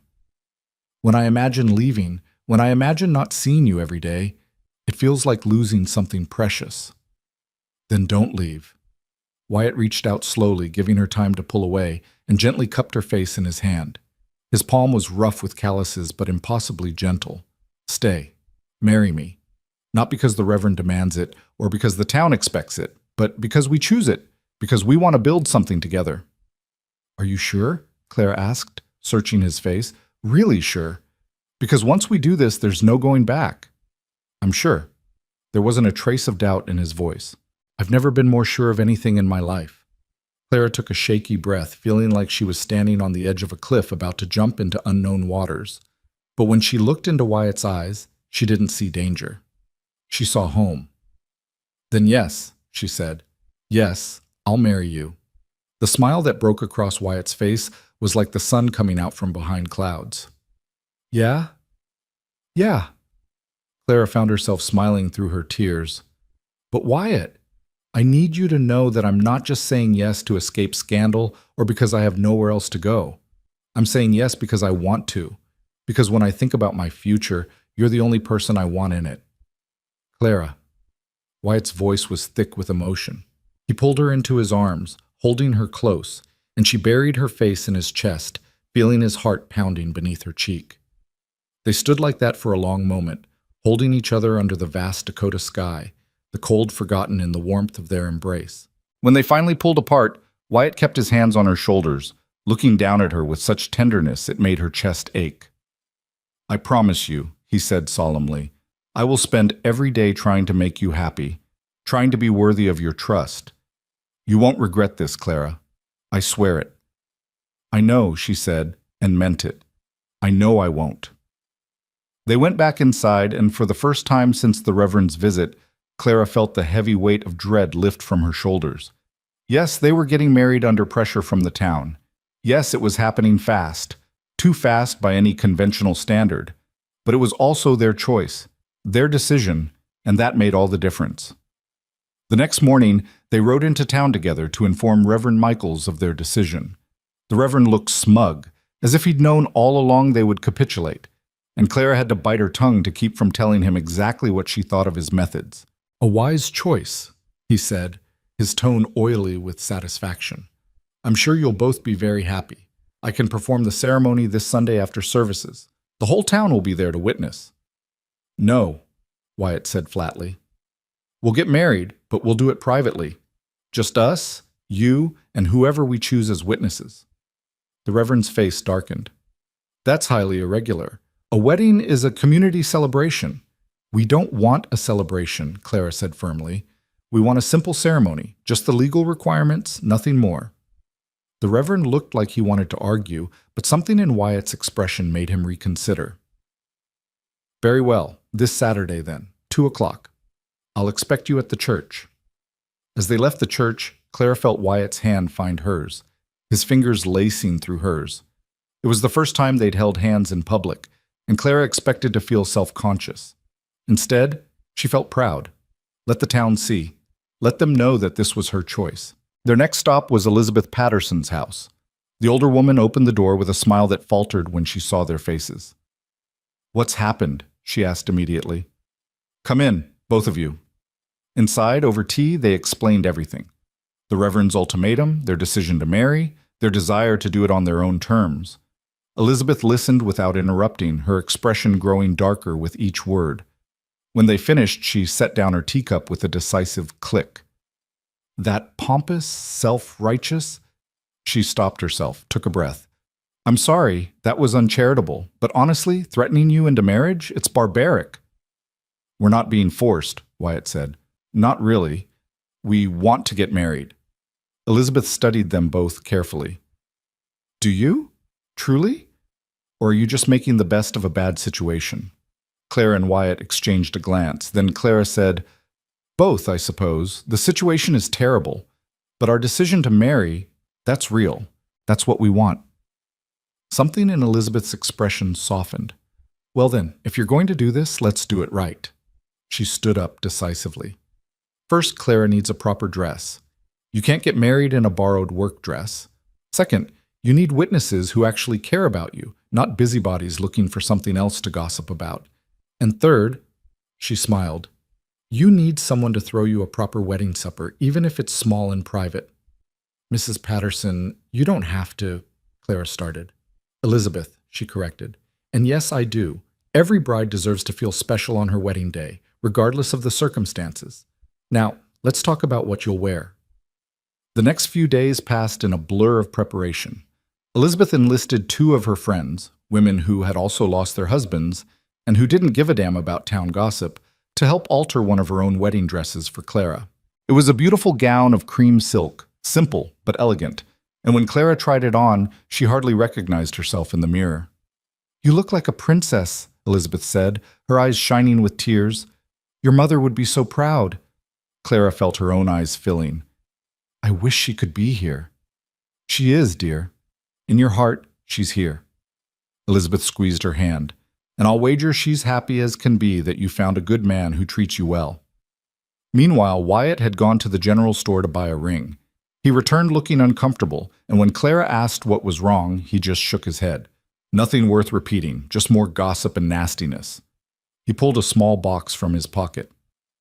"But I got this. I hope you like it." Inside was a simple gold band with a small but perfect sapphire. Clara's breath caught. "Wyatt, it's beautiful, but you didn't have to—" "Yes, I did." He took the ring out and held it up to the light. "My mother had sapphire eyes, like yours. When I saw this, I knew it was meant for you." Clara threw her arms around his neck, overcome with emotion. "Thank you," she whispered, "for everything." Saturday arrived far too quickly, and yet not fast enough. Clara woke before dawn, too nervous to sleep, and found Wyatt already up, pacing the cabin like a caged animal. "Having second thoughts?" she asked, trying to keep her voice light. He spun around, his expression almost panicked. "God, no, are you?" "No." She crossed to him, taking his hands. "I'm nervous, but I'm sure." "Me too."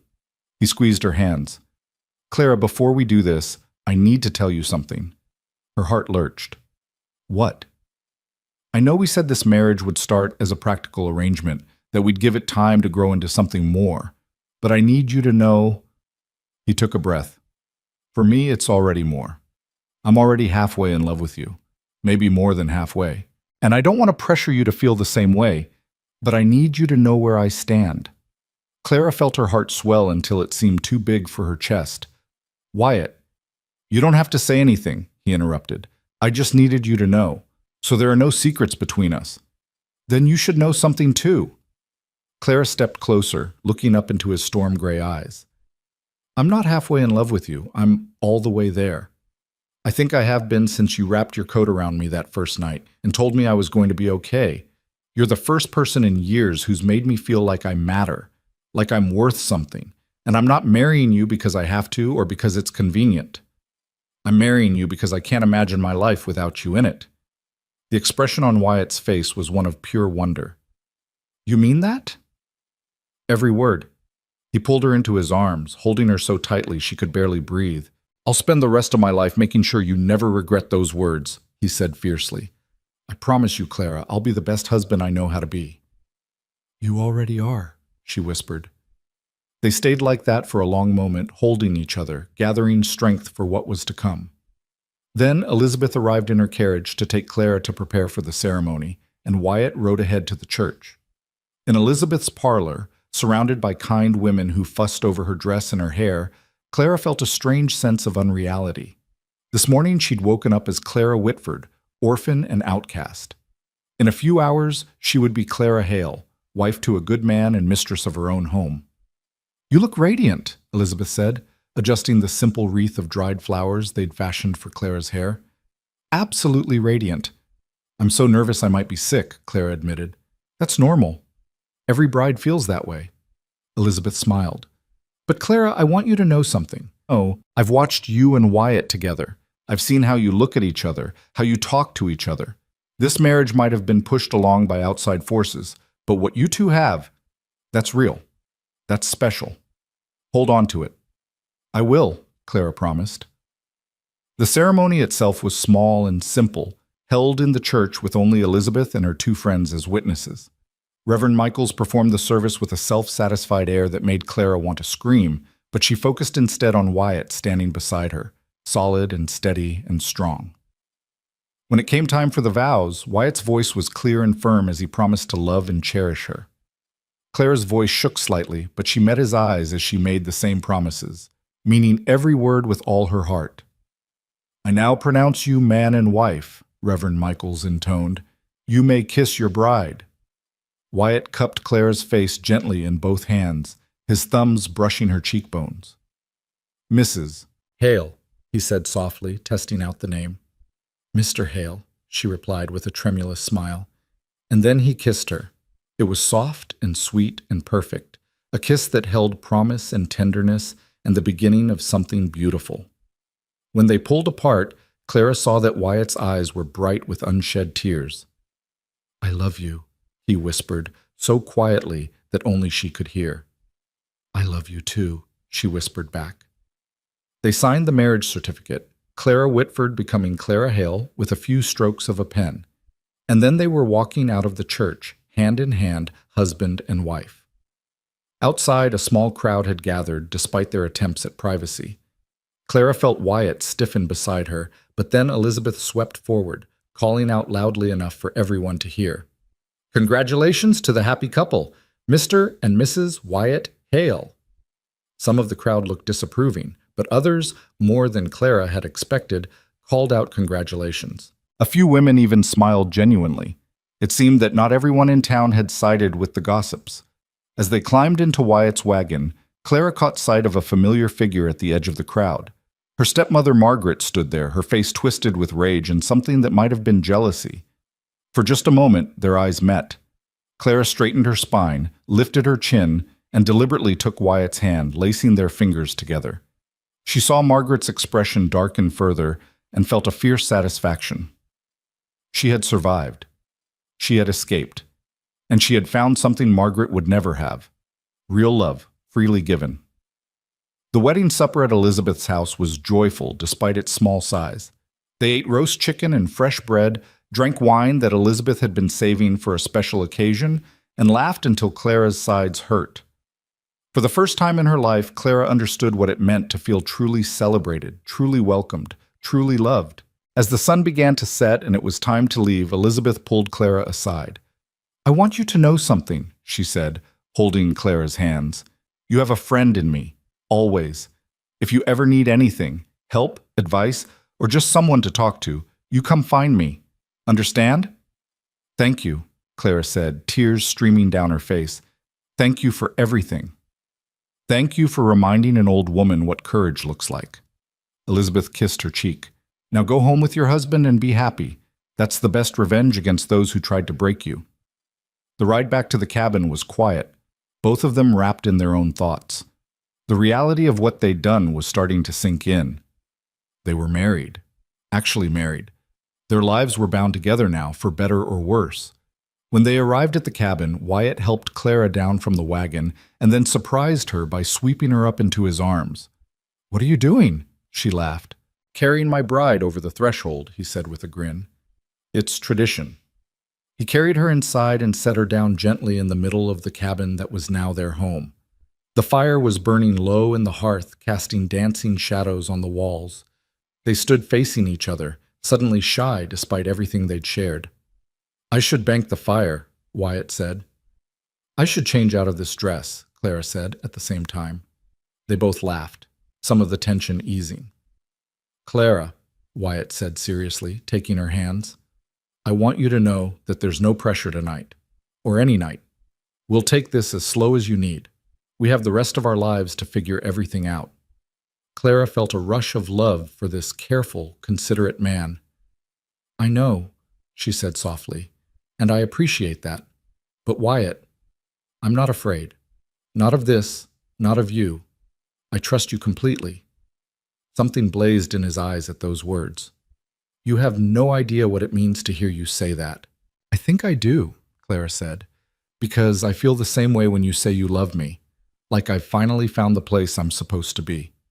Wyatt pulled her close, and she went willingly into his arms. They stood there in the firelight, holding each other, two broken souls who'd found healing in the most unexpected place. Welcome home, Mrs. Hale, Wyatt whispered against her hair.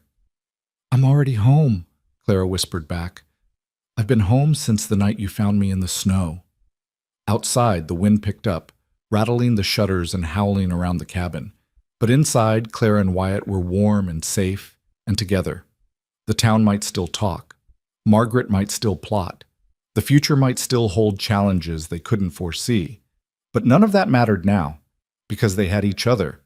And they had chosen each other, Not out of desperation or convenience, but out of love and hope and faith in the future they would build together. As Wyatt led her toward the bed they would now share, Clara sent up a silent prayer of thanks to whatever force had brought them together. She had been thrown out to die, left for frozen and forgotten. Instead, she'd been found, saved, loved. And as Wyatt pulled her into his arms and whispered promises against her skin, Clara finally understood what her mother had meant all those years ago about being strong. Strength wasn't about enduring alone. It was about finding someone who saw your worth and choosing to build a life together. It was about surviving the winter and discovering that spring had been waiting all along. It was about love, real, imperfect, beautiful love, rising from the ashes of everything that tried to destroy it. And it was just the beginning of their story. The first week of marriage was like living in a dream Clara never wanted to wake from. She woke each morning wrapped in Wyatt's arms, his heartbeat steady beneath her cheek, sunlight streaming through the cabin windows. They worked side by side during the day, Clara tending the house and the small kitchen garden that was just beginning to show signs of life beneath the melting snow, while Wyatt cared for the animals and began preparing the land for spring planting. And at night they would sit by the fire, talking and laughing and simply being together, until exhaustion and desire pulled them to bed. Clara had never imagined marriage could be like this. Growing up, she'd watched her parents' loving partnership, but after her father remarried, she'd seen only the cold transactional relationship between him and Margaret. She'd begun to believe that kind of warmth and companionship was rare, perhaps even impossible. But with Wyatt, everything felt natural and right. He treated her as an equal, asking her opinion on decisions about the ranch, listening when she spoke, valuing her thoughts and ideas. When she made mistakes, burning dinner or accidentally letting one of the chickens escape, he just laughed and helped her fix it, never once making her feel stupid or inadequate. "You know," Clara said one evening as they sat together on the porch, watching the sunset paint the sky in shades of pink and gold, "I keep waiting for something to go wrong, for this happiness to end. It doesn't feel real." Wyatt pulled her closer against his side. "It's real. We're real. And nothing's going to take this away from us." But even as he said it, Clara couldn't shake the feeling that their peace was too fragile, too new. She'd learned the hard way that happiness could be snatched away in an instant. Her fears proved prophetic 3 weeks after the wedding. They'd gone into town for supplies, something they'd avoided since the ceremony but could no longer put off. The moment they arrived, Clara could feel eyes following them, could hear the whispers that stopped just short of audible, but she held her head high, her hand clasped firmly in Wyatt's, refusing to show fear. At the general store, the proprietor, Mr. Jenkins, greeted them coolly, but served them without comment. They were loading their supplies into the wagon when a woman's voice cut through the afternoon air like a knife. "Well, well, if it isn't the little harlot playing at being a respectable wife." Clara turned to see Margaret standing on the boardwalk, flanked by 2 other women Clara recognized from the general store confrontation weeks ago. Her stepmother looked older than Clara remembered, her face pinched and her eyes hard. "Margaret," Clara said evenly, proud that her voice didn't shake, "I have nothing to say to you."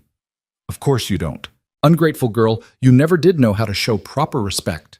Margaret's voice was loud, calculated to draw a crowd. And it worked. People were stopping, gathering, eager for the confrontation. "Your father died last week, by the way. Not that you cared enough to visit him even once." The words hit Clara like a physical blow. Her father, dead. And she hadn't known, hadn't been there, hadn't had a chance to say goodbye. Guilt and grief crashed over her in waves, stealing her breath.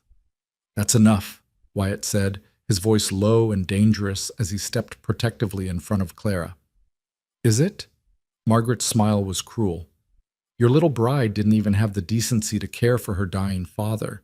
She ran off to whore herself to the first man who'd have her, leaving me to tend Samuel alone through his final days. And now she parades around town as if she has any right to hold her head up." "You threw her out to die," Wyatt said, his voice carrying clearly through the gathering crowd. "Don't you dare pretend you were the victim here." "I did no such thing." Margaret's face flushed with indignation. She ran away rather than face her responsibilities. "Everyone knows it." "Everyone knows you're a liar," Clara said, finding her voice through the grief and shock. She stepped around Wyatt to face her stepmother directly. You told me to leave. You said my father didn't want me there. You locked the door behind me and left me to freeze in a blizzard. Prove it, Margaret challenged. You have no proof. It's your word against mine, and everyone in this town knows you're a fallen woman with no morals and no shame. The crowd murmured, some nodding in agreement with Margaret's assessment. Clara felt panic rising in her chest. Margaret was right. There was no proof, no witnesses, just Clara's word, and in this town, that wasn't worth much. But then a new voice spoke up, firm and clear. Actually, there is proof. Everyone turned to see Elizabeth Patterson pushing through the crowd, followed by an older man Clara didn't recognize. Elizabeth's face was set with determination. Mrs. Patterson, Margaret said, her confident smile faltering slightly, this doesn't concern you. It does when you're telling lies about a girl I've come to care for deeply. Elizabeth came to stand beside Clara. You see, Margaret, after Clara and Wyatt told me what really happened that night, I did some investigating. I spoke to several people, including Mr. Thomas here. She gestured to the man beside her. Tell them what you told me, Mr. Thomas. The old man stepped forward, looking uncomfortable but resolute. I'm Samuel Whitford's neighbor, about a mile south of his place. The night of the big storm, I was out trying to secure my barn when I heard voices carrying on the wind. Mrs. Whitford here, he nodded toward Margaret, was shouting at someone, telling them to get out and never come back. Said she hoped they'd freeze. I thought it was strange at the time, but didn't realize it was the girl she was talking about until later. The crowd's murmur changed tone, becoming less certain, more skeptical of Margaret's version of events. He's lying, Margaret said shrilly. He couldn't possibly have heard anything in that storm. I also spoke to Doc Wilson, Elizabeth continued relentlessly, who told me that when he visited Samuel the day after the storm, Samuel was distraught, asking repeatedly where Clara was and why no one would tell him. The doctor's notes clearly indicate that Samuel had no idea his daughter had been thrown out. My husband was delirious from the fever, Margaret protested, but her voice had lost its certainty. Was he also delirious when he updated his will 3 months before he died? Elizabeth pulled a folded document from her reticule. This is a copy of Samuel Whitford's last will and testament, which he filed with my late husband before his death. In it, he left everything, the house, the land, all his possessions, to his daughter Clara. He left you nothing, Margaret, not a single penny. The crowd gasped. Margaret's face went white, then red. That can't be. It's perfectly legal and properly witnessed, Elizabeth said. Samuel came to my husband 6 months ago, deeply troubled by how you were treating his daughter. He told the judge he'd made a terrible mistake marrying you, that you'd isolated Clara and mistreated her, and that he wanted to make sure she was provided for after his death. He was too weak to leave you himself, but he could at least ensure Clara would have something.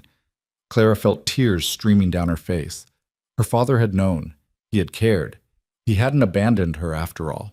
So you see, Margaret, Elizabeth continued, her voice like steel wrapped in velvet, you have no moral high ground here. You abused your stepdaughter, you threw her out to die, and now you've been caught in your lies. If I were you, I'd leave town quietly before someone decides to press charges for attempted murder. You can't prove any of this. Margaret's voice was desperate now. It's all circumstantial, all. I can prove it, another voice called out. Clara turned to see a young woman she didn't recognize stepping forward from the crowd. My name is Alice Brennan. I worked as a maid for the Whitford family for 2 months last fall. Mrs. Whitford fired me when I tried to sneak extra food to Clara, who was being kept on starvation rations. I saw how she treated that girl, saw the bruises, heard the cruel words. I'll testify to everything if needed. More voices began speaking up. A delivery man who'd seen Clara's thin frame and ragged clothes, a neighbor who'd heard Margaret's vicious tirades, even the pastor's wife who admitted she'd had concerns but hadn't spoken up. The tide of public opinion was turning, and Margaret could feel it. This is ridiculous, she said, but her voice was shaking now. You're all ganging up on me, believing the word of a... Enough! The voice was deep and authoritative, and Clara looked up to see Sheriff Morrison pushing through the crowd. He was a grizzled man in his 50s, known for being fair but firm. Mrs. Whitford, I think you'd better come with me. We need to have a conversation about these allegations. I haven't done anything wrong, Margaret shrieked. Then you won't mind answering some questions. The sheriff took her arm firmly. And if Miss Alice here is willing to make a formal statement, along with anyone else who has evidence of abuse or attempted murder, well, we'll see where that leads. As the sheriff led Margaret away, still protesting, the crowd began to disperse, their whispers now sympathetic rather than judgmental. Several people approached Clara with apologies, admitting they'd been too quick to believe gossip. Clara barely heard them. She was shaking so hard Wyatt had to hold her upright. He loved me, she whispered, clutching the copy of the will Elizabeth had given her. My father, he never stopped loving me. Of course he didn't, Wyatt said gently, guiding her to sit on the edge of the wagon. She poisoned everything, made you doubt what you knew in your heart. But Clara, your father left you everything he had. He made sure you'd be taken care of. That's love. Elizabeth knelt beside Clara, taking her hand. I'm sorry you had to find out about his passing this way. But dear girl, you need to know something else. According to the will, that house and land are yours now. You're not homeless. You're not dependent on anyone's charity. You're a woman of property. The implications slowly sank in. She owned her father's homestead. She had resources, security, independence. Even without Wyatt, she would have been able to survive. I don't want it, Clara said suddenly. The house? I can't live there. Not after everything that happened. You don't have to, Wyatt said. We could sell it or rent it out, whatever you want. Or, Elizabeth suggested gently, you could donate it. The church has been looking for a place to establish an orphanage, a home for children who have nowhere else to go. Children like you were, Clara. Clara looked up at her, then at Wyatt, seeing the approval in his eyes. Yes, she said. Yes, that's perfect. Let it be a place where lost children find safety and love. Let something good come from all that pain. The weeks that followed were a whirlwind of legal proceedings and emotional healing. Margaret was formally charged with abuse and attempted murder, and though she ultimately avoided jail time, the evidence, while compelling, wasn't quite enough for a conviction. She was run out of town by public opinion, last seen boarding a train east with nothing but a single carpet bag. Clara's father was buried in the town cemetery, and this time Clara was there to say goodbye properly. She stood at his grave with Wyatt's arm around her shoulders, and finally made peace with the complicated man who had loved her but hadn't been strong enough to protect her. I forgive you, Papa, she whispered to the headstone. I forgive you, and I hope you're with Mama now. I hope you're finally at peace. The transfer of property was finalized, and Clara signed the deed over to the church with a sense of rightness she hadn't expected. Reverend Michaels, who had been notably subdued since Margaret's exposure, accepted with surprising grace, even offering what seemed like a genuine apology for his heavy-handed tactics regarding the marriage. I was wrong to pressure you as I did, he admitted, looking uncomfortable. I thought I was protecting morality, but I was really just protecting my own sense of how things should be. For what it's worth, I can see that you and Mr. Hale are well suited. I hope you'll forgive an old man's self-righteousness. We all make mistakes, Clara said, surprising herself with her own generosity. What matters is what we do after. As spring fully arrived, the ranch began to thrive. Clara planted a garden 3 times larger than she'd originally planned, filled with vegetables and herbs and the flowers her mother had loved. Wyatt brought home 3 new calves and 2 colts, expanding their herd. They worked from dawn to dusk, their hands blistered and their backs aching, but every night they fell into bed exhausted and happy, wrapped in each other's arms. Elizabeth became a regular visitor, bringing books and gossip from town and slowly becoming the mother figure Clara had been missing for so long. Other neighbors began stopping by as well, the ones who'd spoken up for Clara during the confrontation with Margaret, their consciences apparently pricked by their own previous silence. Tom Brennan, whose daughter Alice had testified against Margaret, became a particular friend. His wife brought preserves and Clara's favorite recipes, and their children would come to play with the ranch dogs and learn to ride the gentle mare Wyatt set aside for teaching. You've built something good here, Tom said one evening as he and Wyatt stood watching the sunset while Clara and Mrs. Brennan laughed over something in the kitchen. Something real. I'm glad you didn't let the town's nonsense drive you away. Not a chance, Wyatt said. Clara's the best thing that ever happened to me. I'd have fought the whole territory to keep her. But the most profound change came one morning in late May, when Clara woke feeling strangely unwell. She barely made it outside before being violently sick, and when she came back inside, pale and shaking, Wyatt was immediately at her side. "That's it," he said firmly. "We're going to see Doc Wilson." "It's probably just something I ate," Clara protested weakly. But when Doc Wilson examined her, the old physician's face broke into a huge smile. "Congratulations, Mrs. Hale. You're expecting a baby." The world seemed to stop. Clara stared at the doctor, then at Wyatt, whose face had gone completely white. "A baby?" Wyatt's voice was barely a whisper. "We're having a baby?" "I'd say you're about 6 weeks along," Doc Wilson confirmed. "Should be born sometime around Christmas." "Quite a gift, eh?" The ride home was silent, both of them processing the news. A baby. They were going to have a baby. Clara pressed her hand to her still flat stomach, marveling at the life growing inside her. When they reached the cabin, Wyatt helped her down from the wagon and then just stood there, staring at her with an expression of such wonder and joy that Clara felt tears spring to her eyes. "Are you happy?" she asked softly.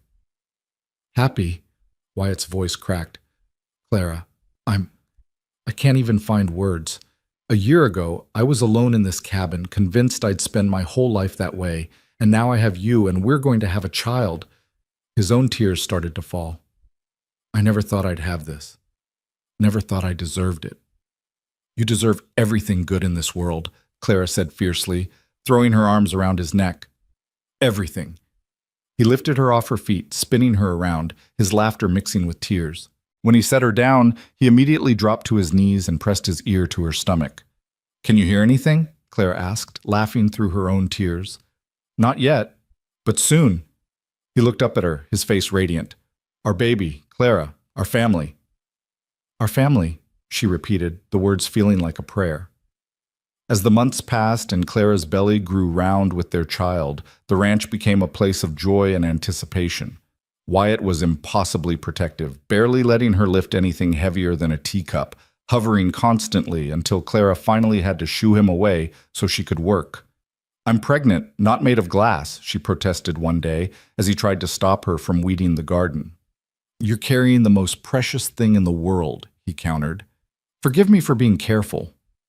Elizabeth organized the women of the town, the good ones, the ones who'd stood up for Clara, to create a layette. They sewed tiny gowns and knitted blankets and booties so small they could fit in Clara's palm.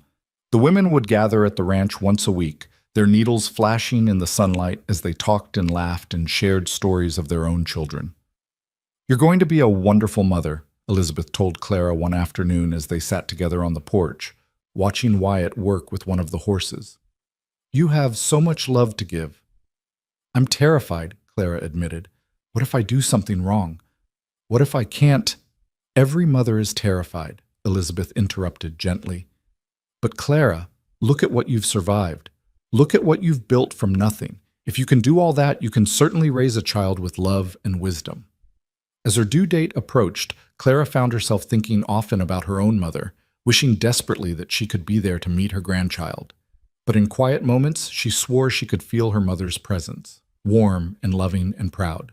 "I'm going to tell our baby all about you, Mama," she whispered one night, her hand on her swollen belly.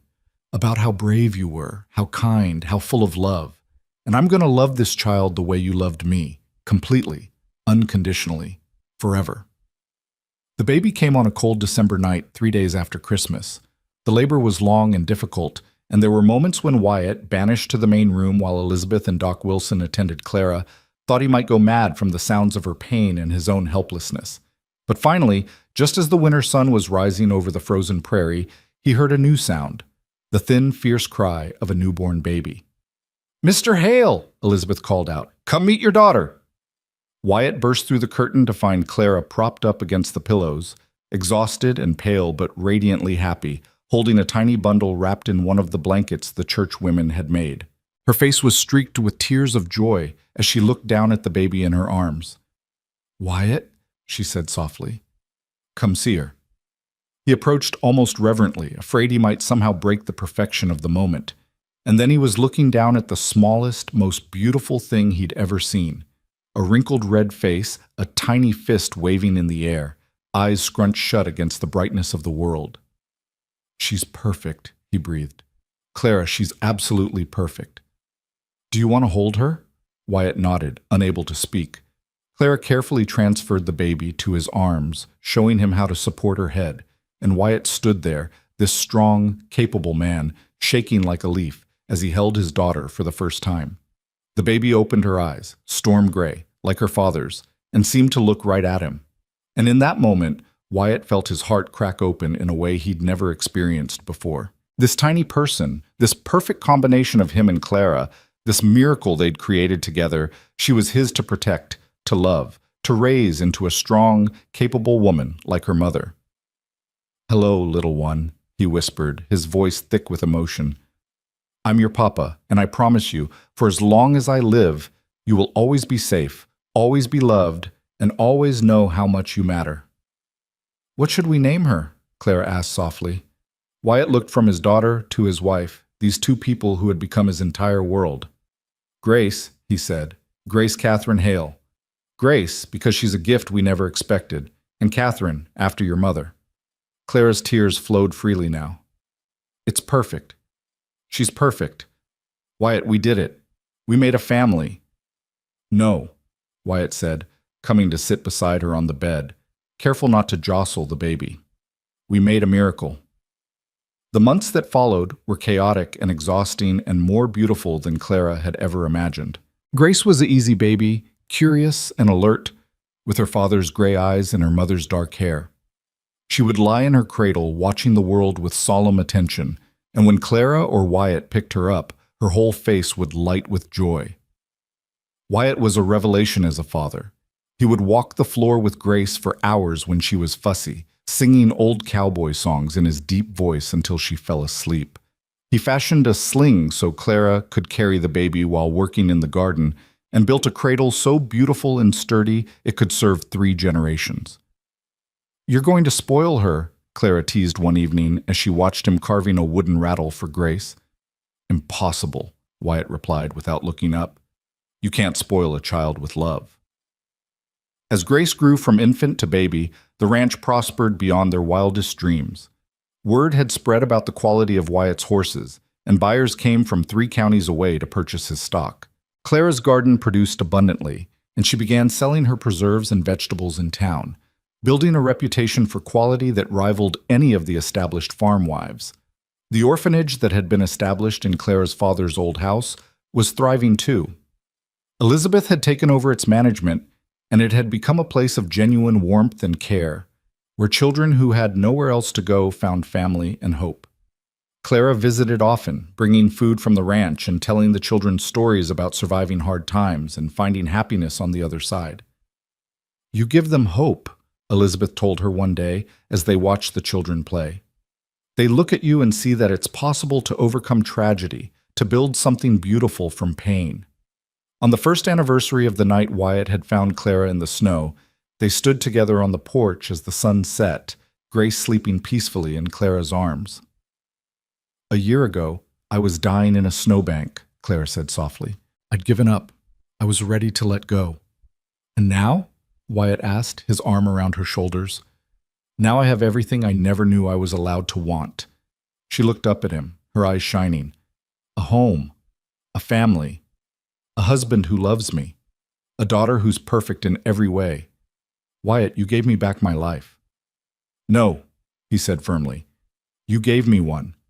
Before you, I was just existing, going through the motions. But Clara, you brought light and warmth and purpose into my world. You made me believe in second chances and new beginnings. You showed me what it means to really live." "We saved each other," Clara said. "Yeah," Wyatt agreed, pressing a kiss to her forehead. "I guess we did."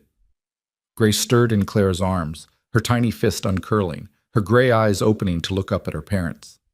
Clara smiled down at her, then up at Wyatt, and in that moment she understood something profound.